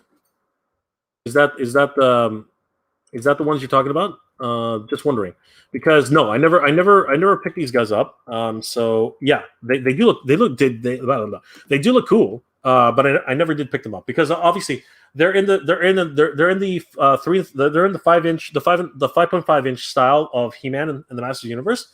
But I did not pick them up. No, they were just too removed from my aesthetic for Thundercats. So no, I did not pick them up. James, He-Man is on PEDs. What are PEDs? What are PEDs? PEDs. Oh, sorry, I did not even know what that meant. So yeah, no, it looks like it looks like he's injecting something for sure, but only on the upper part. He's not doing the lower part. I got you, James. I got you, man. I know what you're saying. Mario, I pre-ordered the Thunder Tank. Yeah, that's right, brother. That's what I'm talking about. The Thunder Tank. Yes. Congratulations, my friend. I chose that over the new game consoles. Mario, you have a fan in me, man. You got a fan in me. Diecast Fly. My 5-year-old daughter watched the trailer and held up her MOTU Origins to the TV and asked me why they look like that. Honestly, you got to be careful, Diecast Fly. All of a sudden, she's going to be wanting the new figures that are going to come out. I did a recap of that on Friday. We'll show a few of them here today. Let me see if I, you know what, let's take a look at them now. News. Yeah, let's just let's take a look at them now. Why not? Come on, where'd it go? It's in here somewhere. Nope. Go to the next page. Come on, there we go. Yeah, so I talked about these ones yesterday, guys. So yeah, the new toys are coming out as well. So yeah, they look kind of cool. Definitely more aimed at a younger demographic. But they have action features which are very similar to the original toys from back in the day. I think it has waist articulation and the arms sort of move up and down in a swinging motion. So he's got a chopping motion for the sword power. And honestly, to be honest with you, He-Man actually looks better proportioned here than he does in the show. His legs aren't nearly as scrawny as they are in the show. And in the show, they literally are a third of the size of his body. It's kind of crazy. Here, the proportions are at least somewhat, somewhat normal. His head is obviously just tiny as heck. No, that's definitely the only thing. But these toys are actually looking really cool.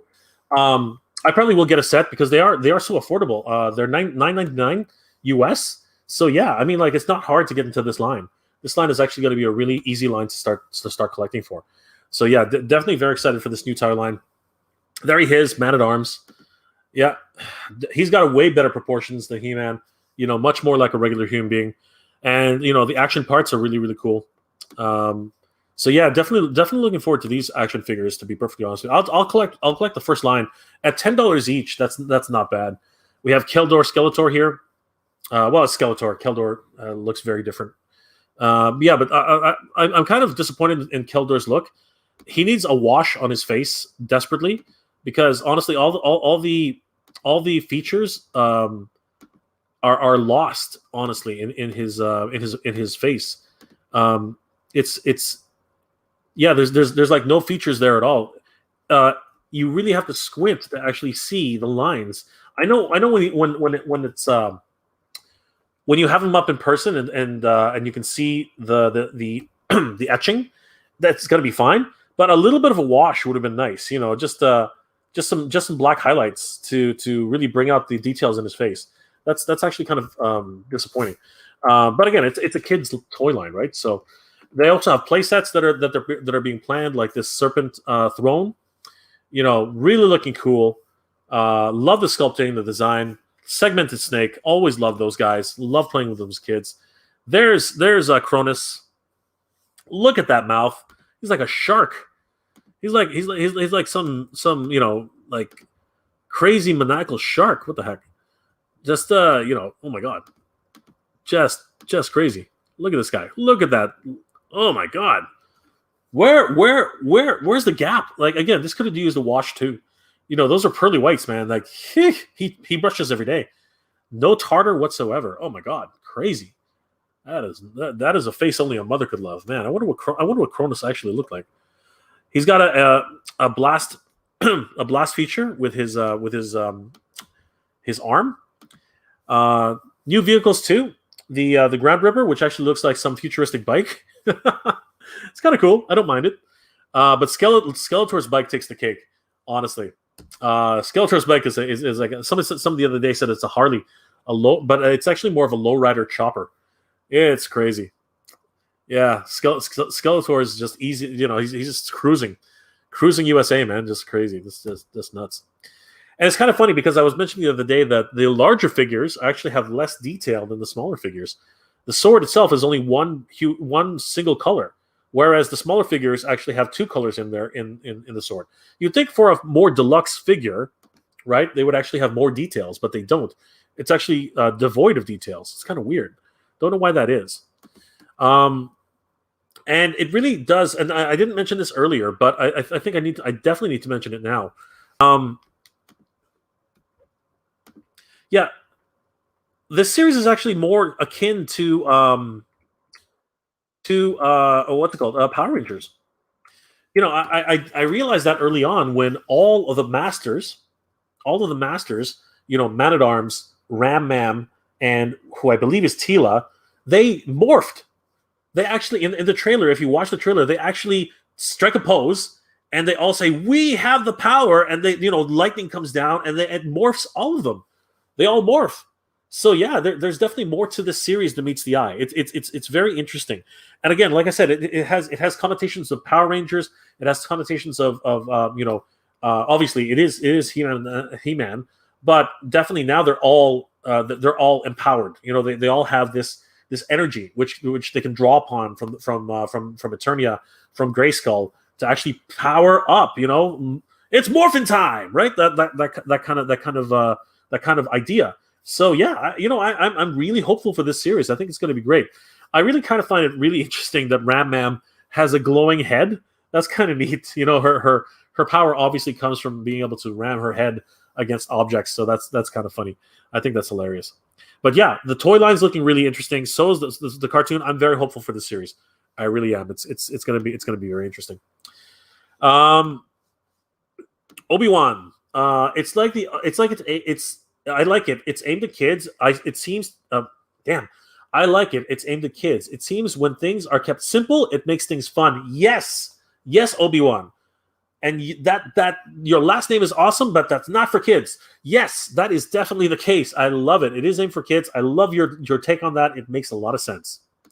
Lone Star Galaxy. I enjoyed Revelations 2. Lucky to find all the figs in store. All right. On that note, now I've got to do it. I'll leave you with this picture for a second, and I'm going to go and show you guys what I found this weekend. Because you guys have been so good. You guys are awesome. I'll show them to you. So, after much hunting and much speculation, there are so many different rumors that things were coming out this weekend. Have been showing up in Ontario and in Quebec and all other, and they started showing up in Western Canada, Saskatchewan. Sorry, not Saskatchewan. BC, Calgary, all these other places. And yeah, when I heard that they were coming out, I started freaking out. So Dex and myself, we went out and we went nuts looking for these, but we couldn't find anything. And this is where I always say this, guys. This is very important. Hunters have to help hunters. Fans have to help fans. And if it wasn't for the assistance of a couple of very good friends in the hunter group that I'm with, and just some really good friends that I've known for years, people who I've met on this channel, you guys are amazing. This is why I love you guys. I found them. I finally found them. Huge shout out to Tom. Tom, thank you so much for making this happen. Yeah, if it wasn't for Tom, these things I would not have found these things. You're going to see them in the upcoming episode, guys. But yeah, this was awesome. Guys, thanks to Tom, I found, Mossman. Yeah, Mossman. We got Mossman. Tom found this at Agincourt Walmart, and it's not the only thing he found. He also found he found Skeletor. Yeah. Oh, Mark Hamill embodied. Yeah, there he is. It is Skeletor. So it's kind of funny. We have the original voice of Skeletor here in Mossman with Alan Oppenheimer, and we have the Joker Skeletor here with Mark Hamill. What a pair they make! Yes, loving the fact that I got these two, but it didn't end there, man. It didn't end there. As his magnum opus for me, Tom went and found this at Agincourt, and he found it, and I was going crazy. I was going crazy. He found the man, the legend, He-Man, and the Masters of the Universe. Yes, he found him. Yes. There he is. Oh, He-Man. Oh, my God. Honestly, I love him. He looks incredible. I don't know why people say he's got a small head. It's actually not that small. I mean, look at it. Seriously. Does that actually look like a small head? It's not. I don't know what it is that people are seeing. It's not a small head. It might be just a tad thinner than it should be. But honestly, he looks awesome. Seriously. And once this guy mounts Battle Cat, he's going to look even awesomer. This is incredible. The only one that we didn't find, the only one that Tom didn't find, sorry about that. The only one that Tom didn't find, strangely enough, was the one I was looking forward to the most. The only figure in the line so far, because they're pretty much, there's only four figures in the first wave, right? The only figure he didn't find was evil-lyn. And, I was like, all right, that's fine. You know what? I'm happy with these three. Dex too. Dex actually got in on the game. He actually picked up, thanks to Tom, he picked up He-Man, which is really the only character he was looking for in the line. So Dex actually picked up He-Man for himself, which is awesome. But the only one we didn't find was evil-lyn. Well, today, lo and behold, I got a message on my Instagram. Who is it? None other than the man himself, Kid Chuckle. And he's like, Jay, you got to get over to Steels and Markham. I found it. I'm like, what did you find? He's like, I found evil-lyn. I'm like, no freaking way. You found evil-lyn. And he's like, yeah. I'm like, where? He's like, she's here with Skeletor. I'm like, no. And he's like, yeah, I'm going to stash it for you. I said, what? He's like, yeah, I'm going to stash it for you. I'm like, what? So, yeah, he stashed it behind the video games, like a video game section, because he knew, he knew it was going to be gone, just like that. By the time I got there, Skeletor was gone. No Skeletor, no Moss Man, no He-Man. All of that whole wave was gone. And Kid Chuckle knew. Kid Chuckle knew that it was going to be gone by the time I got there. So, my brother, my man, my good friend, Kid Chuckle, he did me the biggest solid and stashed away. Evil-lyn! He stashed away the sorceress of darkness, Evil-lyn herself, Evil-lyn. Yes. The wave is complete, everybody. The wave is complete. Oh my God, this is crazy. I have been in love with this character ever since I saw her on the board meeting that was leaked a while back. Yeah, and I've said it since then. I think she looks like a waterbender. With the white hair and the fur adorned collar, and yeah, she and her covered legs with her pants definitely has a waterbender look, and I'm absolutely in love with this design. Man, I had to have her, and I was so scared. I was so scared that I would have to hunt all over the place for her. But thanks to some really good friends, thanks to Tom and to Kid Chuckle, guys, thank you so much for that. This is incredible. I can't believe I finally picked up the Masterverse first wave. So excited about this. These guys look amazing. Guys, I wish I could show the detail on this. They do look incredible, honestly. If you can find them, please, definitely go out there, start hunting, find these guys in the wild, because honestly, here in Canada, nearly impossible to find these things. As soon as they show up, they're gone. I keep hearing the news, little tidbits on different boards and stuff like that they've shown up in different Walmarts all over the place. And every time somebody gets to they have one or two sets and they're gone. Just crazy. So yeah, super excited that these are here. But fear not. Not paid to say this, but I'm going to say it anyway. If you are having trouble finding them in the wild at Walmart or any of the any other retailers that should be carrying them, definitely head over to mftoys.ca. They have a pre-order page for the Masterverse line. Mike over there is taking care of everybody, so definitely head over to mftoys.ca. Put in pre-order for if you feel like getting these ahead of time and making sure to secure your order for the Masterverse line. Guys, head over to mftoys.ca. Mike will take care of you. Tell him that Jay sent you. He won't be disappointed, guys. That's awesome. I really don't want anybody to miss out on this beautiful set of figures. Honestly, I am super excited about these guys. It's been so long. What's it been? It's been 4 years since the yeah. It's been about 4 years now, right? It's been 4 years since the Master Universe Classics Super 7 connection ended. The relationship with Mattel. So yeah, the Club Grayskull line for Super 7, the Ultimates, they're pretty much done. So this is the next big action figure line for Mattel in terms of something more adult oriented, and they look incredible. The price point, you can't beat the price point. Here in Canada, $29.99. Oh my God, these are like adult collectible figures, and they're priced the same as Star Wars figures, and actually cheaper. Right now, they're cheaper than Star Wars. They're cheaper than classified series G.I. Joe. These guys are again. I think Mattel's doing it right. I think Mattel is actually pricing it for the market, This is excellent in terms of the Canadian market. Oh my God, what a price point to actually start to get collectors into the line. I can't be happier. Bravo, Mattel. You know, awesome toys. I'm super excited. I'm super excited to actually have these guys. Incredible, wonderful. Yeah, so happy that I got that. Lone Star Galaxy, congratulations to you. Definitely a lucky find. And, you know, awesome pickups. Thank you so much. I'm glad you shared so that I could share. That was incredible. Cracked Cards 24. Do you have any news about Star Wars toys? So nothing in regards of anything new on that level. I think I reported like 2 weeks ago that I was able to pick up Captain Rex for the Walmart exclusive. We're now waiting for Elite Trooper Crosshair to actually start showing up in shelves.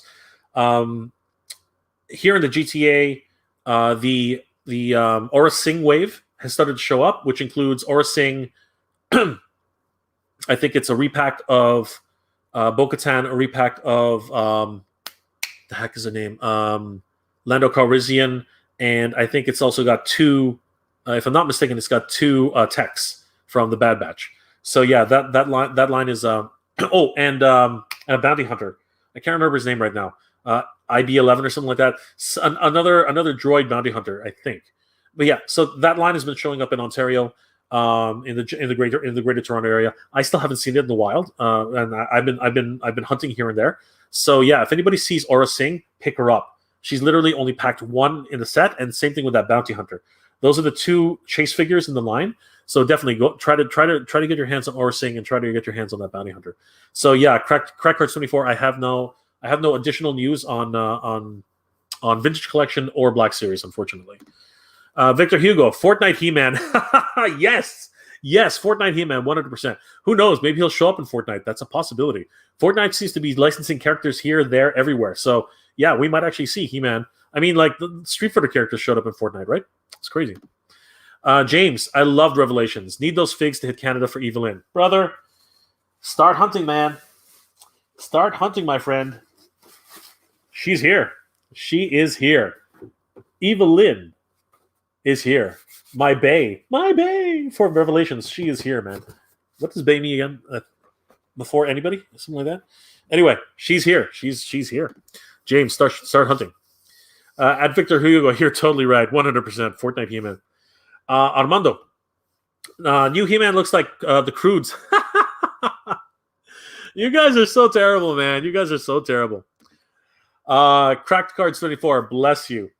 Yeah, you guys are killing it right now. Lone Star Galaxy.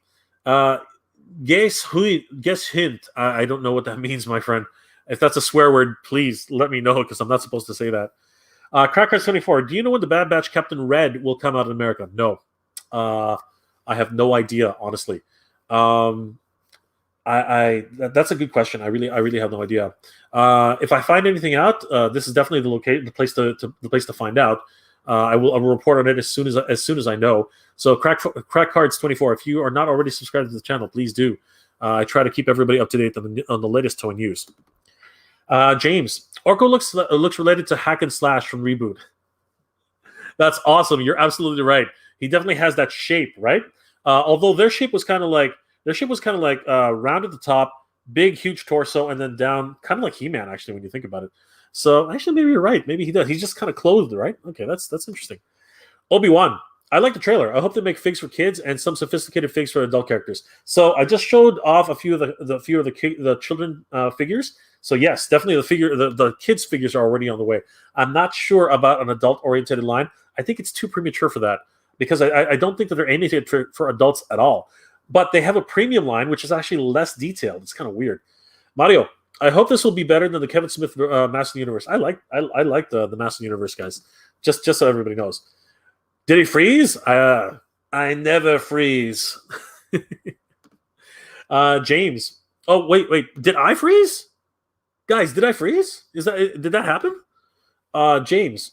Looks good here, Obi-Wan. Amazing handle, by the way. I skipped it. Oh my gosh, where did it go? I skipped it. Holy crap. Oh my gosh, there's a lot here. Noel. Mr. J, I have lots of armor for He-Man, Master of the Universe, but I think this new iteration will disappoint. Okay, I'm happy a new generation of kiddos may enjoy and keep the brand alive, but not for me at all. Well, that's fine. It's not for everybody, Noel, but I'm hopeful. I'm hopeful, and I'm looking forward to it. Lone Star Galaxy, Orko looking like medieval fantasy Eve from Wall-E. Hey, there's one. I didn't even think about that. Nice one, Lone Star. Rolando, hey, Rolando, good to see you, my friend. Noel, Mr. J, I received my TMNT Ultimates Wave 3 Rocksteady and Michelangelo. Look phenomenal. Yeah. Now we need Donatello, the best of the turtles. Awesome. Congratulations, Noel. That's excellent. James, hello to Rolando. Armando, Faker Revelations figure street date is tomorrow at Target. Yeah. Oh, man. Oh. Yeah. Can't wait. I can't wait. I need Faker in my life. I need Faker in my life. Oh my gosh. It's gonna be awesome. Armando, you're tugging at my heartstrings, man. Tugging at them. Just pulling them apart. Lone Star, Armando. Ooh, thanks for the heads up. Nice. So guys, check your targets tomorrow. Primal Fear is from Savage World. There you go. That's what I was talking. So I was right. It was thing. I think Funko made it. Yeah. No, I have not. I don't collect them. Michael Traverso. Regarding He-Man evolving in complexity and darkness, that would be fantastic. Clone Wars did this too, and it worked. Yes, I started forcing myself to watch Clone Wars recently, and you know what? The character designs really turned me off back in the 2000s. Now that I'm watching it again, and seeing the entire series all the way through, I am seeing exactly what you're seeing, Michael. The one thing that's turning me off is the jumping between freaking time periods. Oh my god, it's like The Witcher. I was like, this happens, somebody dies, and all of a sudden, later in the episode, he's alive again. I'm like, what the hell just happened? Like, seriously, come on. Lucas, what the heck, man? Savage World Thundercats 5.1 MOTU figures. Yes, I did show them, and I don't collect them. Michael, Amanda, please don't be pulling our legs. They're real. They are real. Obi-Wan figures like MOTU figures. Yes, I did show them. Yes, there they are. Fabulous Disaster. Hey Jay, good to see you, Fabulous Disaster. I don't know why I thought Primal Fear. Yes, Savage World. That's right. Noel, I don't know anything Primal Thundercats, but I do know Primal Rage, the video game. James, ooh, you have a fantastic Android 18 on your shelf. Yeah, you know what's really crazy about this? James, $5 Friday. Woohoo! $5, my friend. $5. Yeah, I got it for $5. Originally $29.99. Edge price $26. $5. And this gigantic Goku, also $5. $5. Yeah, $5. Sorry, guys. That wasn't meant to intimidate. That wasn't meant to tease. I was just kind of having a little bit of fun there. Yeah, got her for $5. She was awesome. That was an awesome pickup. Armando, I probably get the He-Man and Skeletor from the new show for my son. They look awesome, dude. They do look awesome. But you got to put some. You got to grab a Sharpie and color in the details on Skeletor's face. Seriously. The rest are an easy pass. I don't know. Man-at-Arms looks okay. Man-at-Arms looks all right. I don't mind Man-at-Arms. And come on, you got to get the Lowrider, man. Come on, you got to get the Lowrider. You got to get that thing. Jermaine, yeah, that He-Man show is aimed for the new generation kids. I'm hopeful, Jermaine. I'm hopeful. I'm very, very hopeful. That guy's live. She likes the origins for the articulation. She likes posing them, and she doesn't play with her Titan series Marvel figures because they lack because of the lack of this. She can do with the posing. Okay, cool. Disco Skeletor's back. Yeah, Disco Skeletor is so awesome. Diecast Live. The Moss Man looks dope. Congrats. Thanks for the. I hear the Four Horsemen did the sculpt for him. Not sure how true that is. It's hard to say. The Four Horsemen will work for pretty much anybody. They started their whole career with Marvel, right? Well, the major part of the career with Marvel, anyway. Their claim to fame, if you will. James, Agent Court, was there a lot? No, these were the only ones. And if it wasn't for Tom, my friend, in the Hunter group, these would be gone. He literally called me. I ran over there. It was crazy. James CBA, Love. His calves are bigger than his head. I don't think those are calves, brother. I think you're talking about biceps, right? You're talking about biceps. His calves are tiny. His calves are tiny. The calves are the ones on your legs. You know, right behind your shin. Those are calves. These are biceps, right? These are biceps. The calves are underneath are on your legs, Jay. Jay at CBA, he's laughing it up. Yep. Chemical reaction. Evil-lyn looks better in person than the given image. Honestly, even in the given images, she looks incredible. Honestly, I loved her. I loved her the moment I saw her. Truthfully, she looked incredible. I really love her. It's hard to see here, but she is incredible. Seriously, I love her. Fizzle G. I picked up Aura Singh, Lando, and Q9 last week in Walmart. Congratulations, brother. That's awesome. I'm still looking. I'm still hunting. The hunt continues. Barry Allen. What's with the dislike of Relations? I don't know. It started with a few leaks in the beginning and some misunderstanding, I think. But anyway, I really appreciate Revelations. Rolando. Hey, Jay Shapiro. Yes. Hello to everybody. Barry, I thought it was amazing for the new generation. Everyone is so used to the old generation. Yeah, I thought so too. I really appreciate it.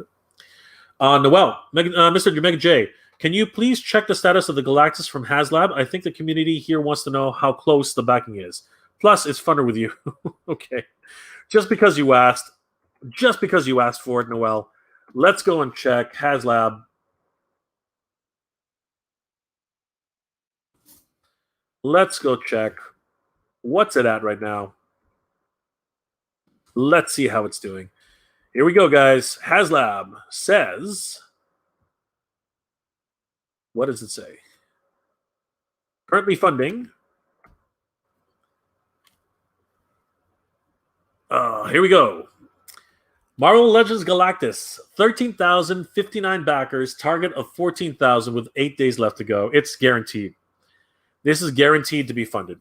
100%.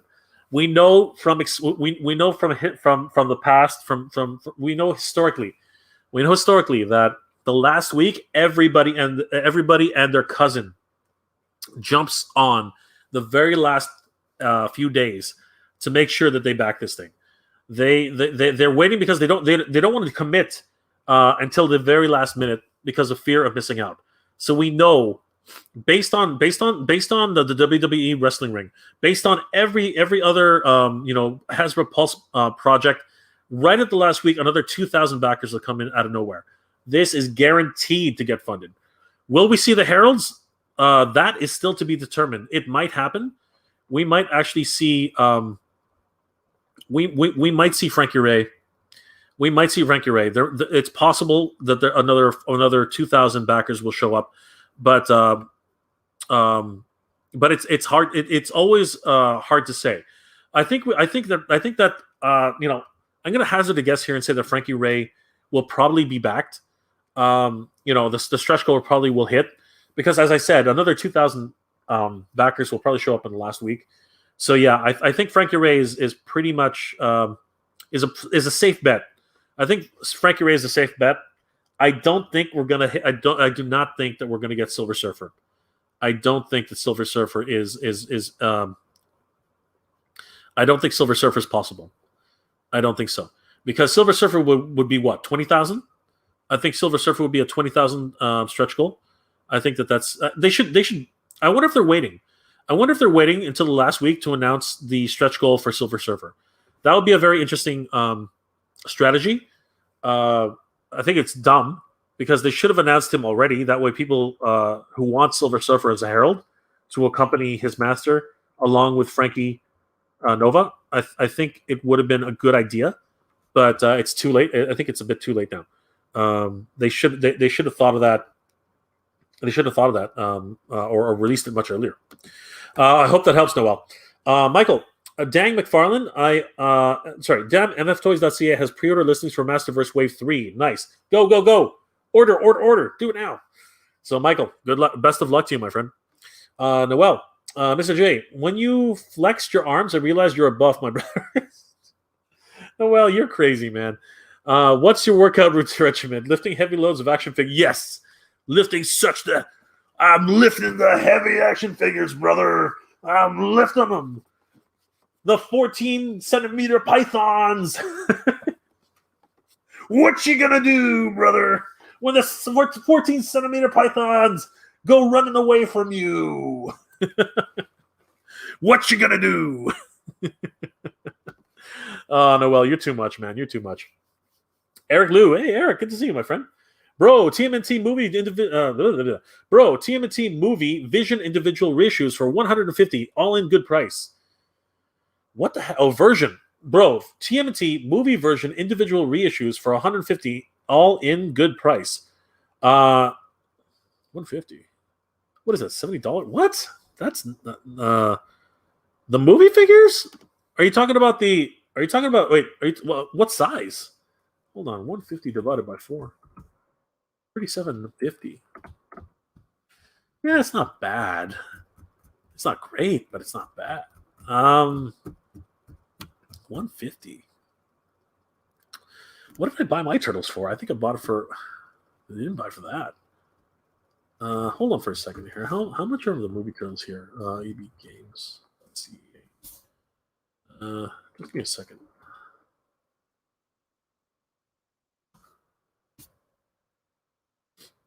Where is it here?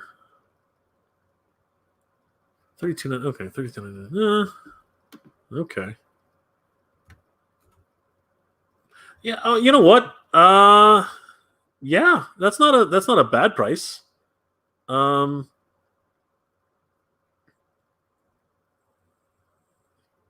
Yeah, no, it's not a bad price. I mean, for Canadian prices, that's not a bad price at all. Honestly, yeah, 30. Like right now, they're selling at GameStop for $32.99. So 150 all in. Is that with tax? Because that would be a great price if it was with tax. If it's not with tax, then it's just retail. So I mean, Eric, it's a decent price. How do these compare versus 4-pack versus 2-packs? Any definitive movie version to get? So here, check it out, Eric. In Canada, anyway, you can pretty much go to a GameStop. EB Games for everybody who still remembers. Yeah, you can go to a GameStop. Even right now, actually, you just have to hunt for them a little bit. But yeah, you can get Donatello for $32.99. So at that price, it's actually cheaper than all in for what you're saying, right? Because all in that would be $37.99, $37.50. So technically, 150 all in. If that's an eBay price, if that's what you're asking, yes, that's a good price. If that's an eBay price for 150 all in for each individual turtle, yes, I would go for it. I would go for it if you're in Canada. If you're in Canada, I would go for it because that's a decent price in Canada. In Canada, that price makes sense. 150 all in, and no taxes. Get it.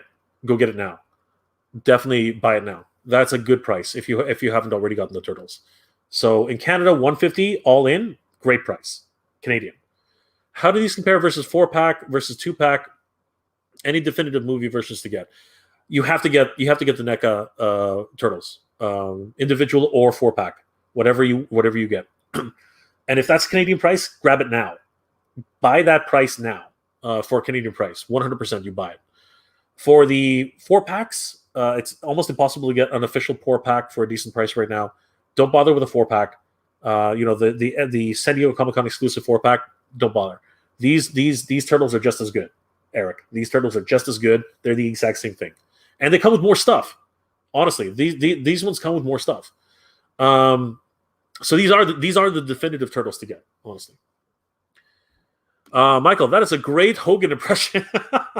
You guys are too much. Oh my gosh, you guys are hilarious. 126 Quo, Kiwa, I'm sorry, I don't know how to pronounce that. What are your thoughts about Studio Series Menasor? Ooh, is that real? Is that a real thing? Is that the leak that everyone's been talking about tonight? Gotta check it out. I don't know if they actually have a Studio Series. Wait, what Studio Series Menasor?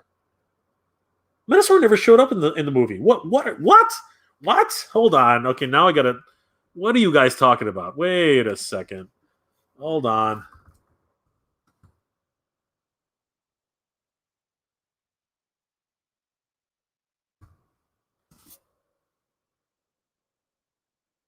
What is going on here? Hold on. What am I looking at? What am I looking at here?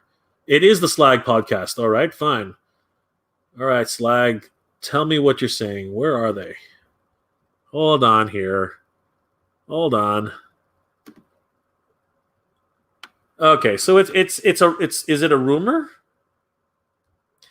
Okay, if it's a rumor, so I just checked the Slag podcast. So yeah, if it hasn't been confirmed yet, and it's a rumor, it doesn't make sense. Minosaur never showed up in the series. He hasn't shown up in the movies, any of the Bayverse movies, as far as I know. The Stunticons have never been in the Bayverse, unless they're going to be in. So wait, are they going to be in the Bumblebee movie? Is that what they're talking about? Hold on. Are the Stunticons showing up in the Bumblebee movie?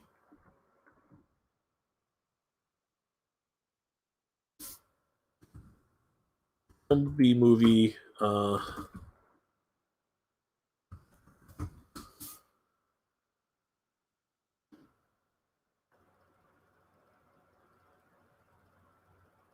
Is that what's going to happen? They're going to be in the Bumblebee movie, or is it because they're? Hold on, because man.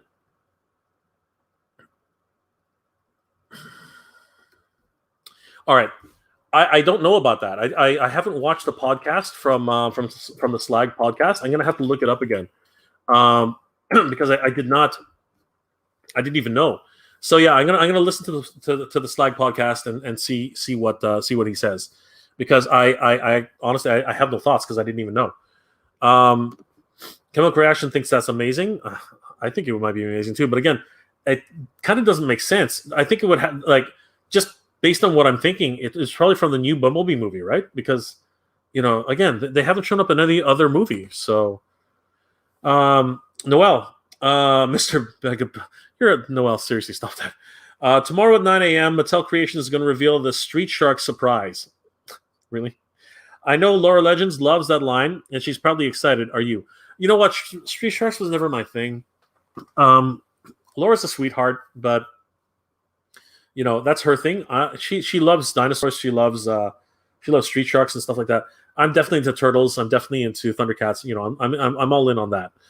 Street Sharks, eating hamburgers and Jawsome. Ugh. I don't know. It just never got. It was beyond me. I was into turtles. I always thought Street Sharks was a ripoff of turtles. So yeah, it's not that I hate them. I think they're cool, but no, I'm not gonna. No, no, it's a bit of a pass for me.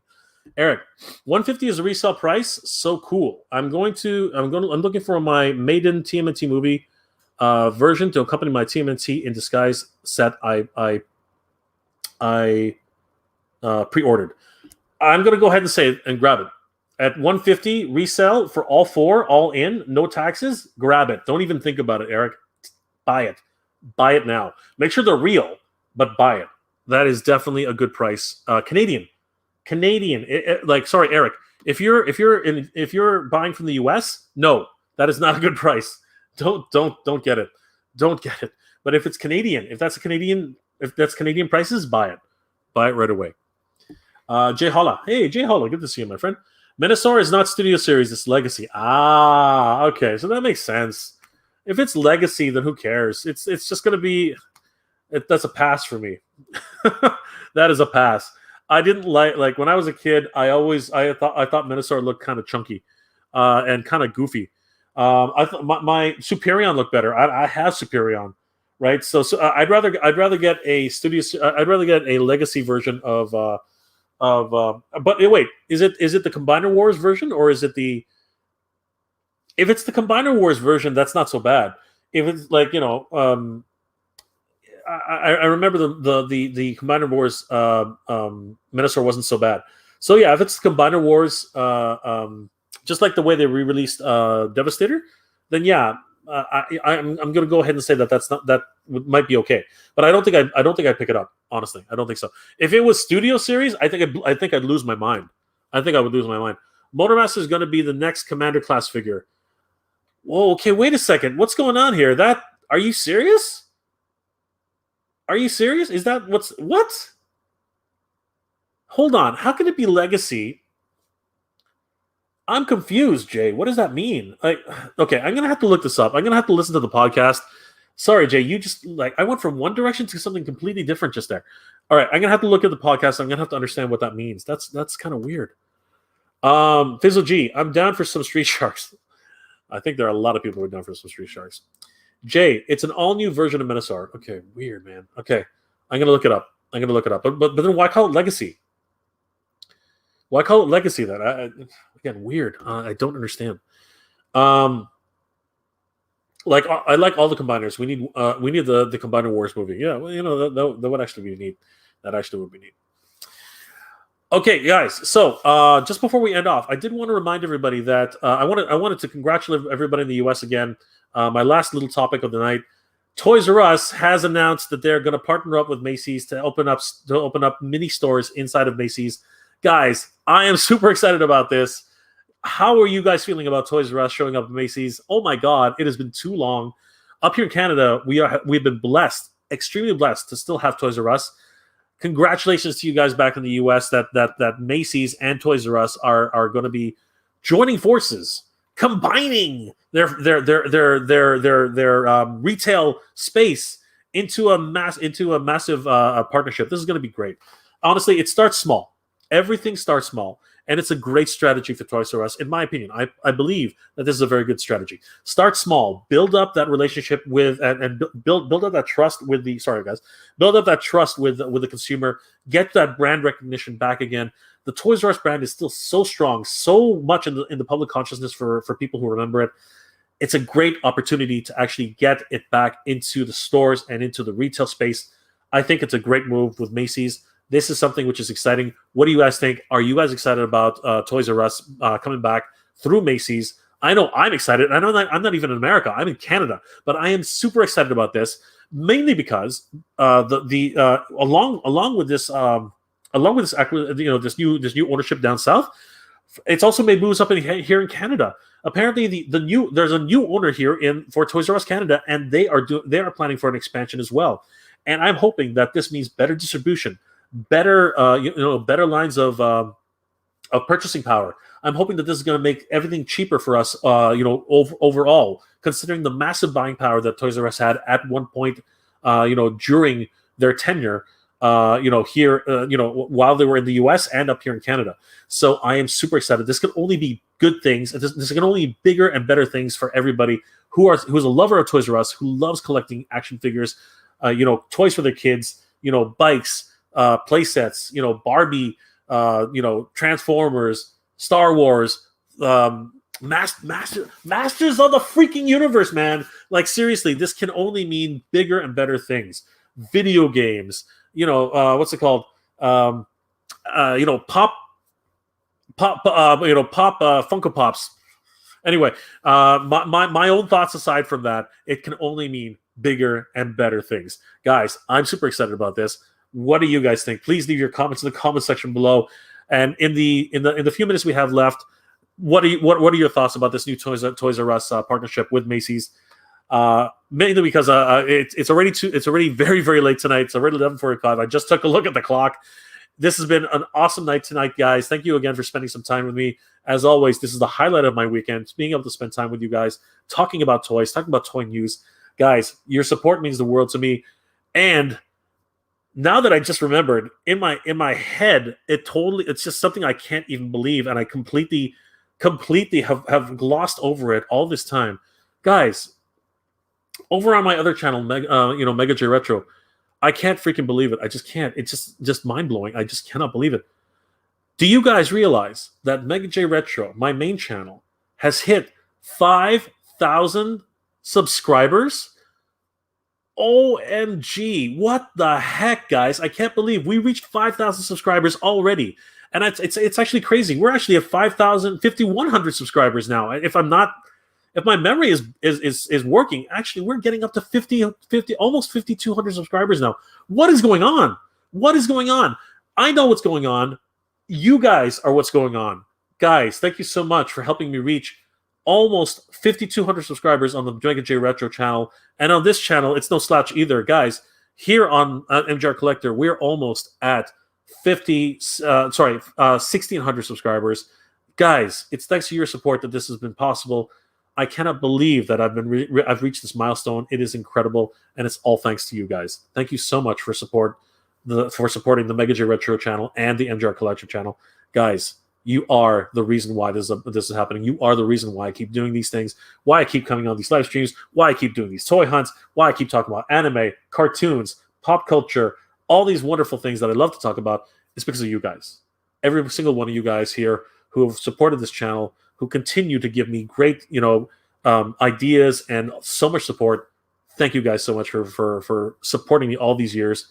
It's been a pleasure to be here with you guys, to share my toy news, to share my passion for toys, for cartoons, for anime, for everything under the sun that's pop culture that I love. You guys are amazing. If it wasn't for you, this would never have happened. Guys, thank you so much. It's amazing.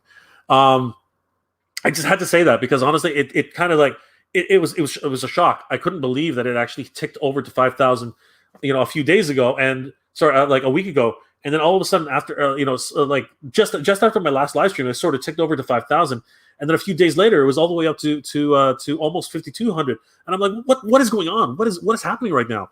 Right, and over here on this channel, we're getting up to 1,600 subscribers. So guys, this is incredible. And again, it's all thanks to you. I really do appreciate it. Thank you so much. I really love each and every one of you guys. Your support means the world to me. And the fact that you keep liking, commenting, and subscribing on all of my videos, guys, it just keeps encouraging me to keep going and to keep doing everything that I love to do. Thank you so very much for all your love and support. You guys are incredible. Guys, what are your thoughts about tonight's show? What are your thoughts about all these great announcements, all these great toys? I'm learning so much from you guys. The fact that Minosaur is coming out, the fact that all these different other toy lines have shown up.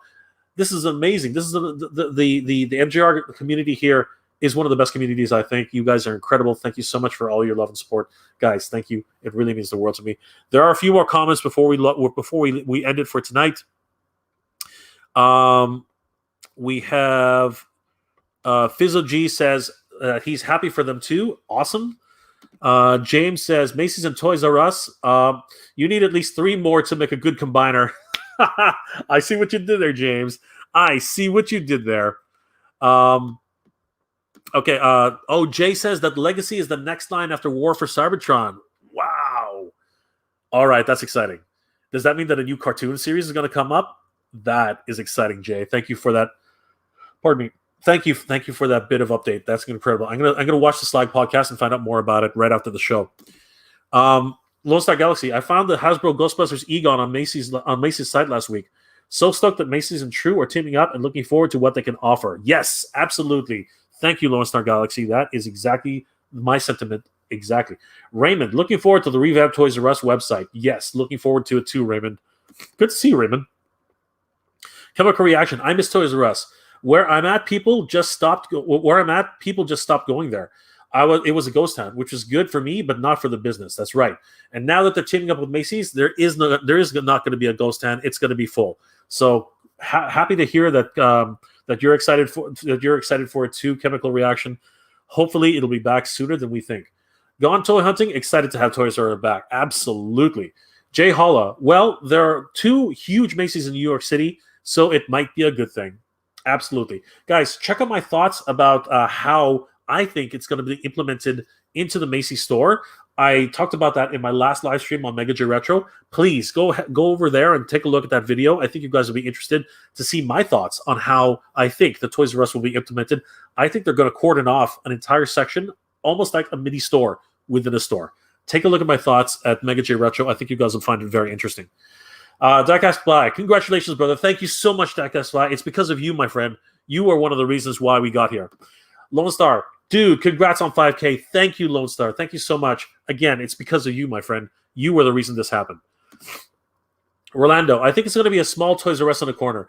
I don't think it's going to be. It's definitely going to be smaller, but I don't think it's just going to be a corner. It's going to be something a little bit more than that. I think you'll see. It's going to be something. Chemical Reaction, you're a great host. Thank you, my friend. I really do appreciate that. Raymond, congrats, Jay. Thank you, Raymond. You are one of the reasons that this has happened. All of you guys here are the reason this happened. Obi-Wan, thanks for your content and sharing as always. Have a good night, everybody. Obi-Wan, merci. Thank you so much. Sorry. Gracias, my friend. Thank you so much. I really appreciate it. Thank you so much for being here, Wobi-Wan. You are amazing. You are the reason why I keep doing this. Sorry, that was a bit of French and a little bit of French Canadian there. Diecast Fly at Jay. Holla, I hope so. I sure do. James, congrats, Jay. Thanks for the great show. James, thank you. Again, you are the reason why this is why I keep doing this. Jay, holla. So do I. A small Toys R Us will be useless. I think it's going to be a mini store within a store. We'll see how it happens. Shayna 420. Shayna, good to see you, my friend. Toy Mania, Jay. Yes, Toy Mania, absolutely. Dougcast Fly. I always meant to ask you why you have 2 channels. Well, you know what? We're gonna answer that in the next episode, in the next live stream, in the next episode, because I really don't have time to cover that today. But thank you, Diecast Fly. I really appreciate it. Have a great night. Barry Allen. Good night, Jay and Geek Proud. Geek Proud, my friend. You are the reason why I keep doing this, Barry. Please continue to protect Central City for me, my friend. Know that I care about you, and know that I mean the most fun in that. Thank you, Barry. I really do appreciate it. Armando, good night and good journey. Good journey, my friend. Good night. And thank you, Armando. You're one of the reasons why we're here today and the reason why you've made it this far. Thank you so much. Kirk HT, you earned every sub, Jay. You do such a great job. Keep it up. Thank you. Thank you so much, Kirk. You're amazing. Kirk, you're one of the reasons why we're here today. Thank you so much. I really appreciate it. Barry Allen, congrats, bud. Hopefully we'll reach 6K. I'm hoping so too, Barry. I'm hoping so too. Thank you so much, Barry. Thank you. I really do appreciate you, man. You're one of the reasons why we're here, my friend. We will reach it. Yes, we will. We will. I'm pretty sure we will. Thank you, Barry. Gone toy hunting. I think they take a floor and turn it into Babies R Us and Toys R Us. That would be excellent. That would be freaking incredible. But honestly, I don't think so. I don't think Macy's is ready to do that just yet. Guys, I do have to say I can't believe that we have reached this milestone here at Mega J Retro, and of course our own milestone here at MJR Collector. This is because of you guys here that this is possible. This is because you guys keep encouraging me, keep supporting the channel, that this is at all possible. And I want to thank each and every one of you for being here, liking, supporting, and following the channel. You guys are the reasons why this has been possible at all. It's because of your love and support that this has been my absolute pleasure to keep doing this and to keep going out there, to keep hunting, to keep reporting on toy news, to keep sharing, and my love for toys and my love for anime and my love for cartoons. It's because of you guys. You guys really push me, and I really do appreciate it, honestly. Guys, I hope each and every one of you is doing well and staying safe. I have one more comment before we end off tonight. Gone Toy Hunting says, congrats on 5,000 subscribers. Thank you, Gone Toy Hunting. You are one of the reasons why this happened. It's because of you. Guys, thank you again for sharing your time with me here tonight. This is truly the highlight of my weekend.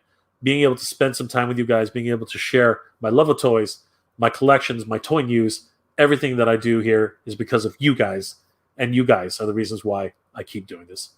Once again, everybody, thank you very much for watching. And as always, everybody, geek proud.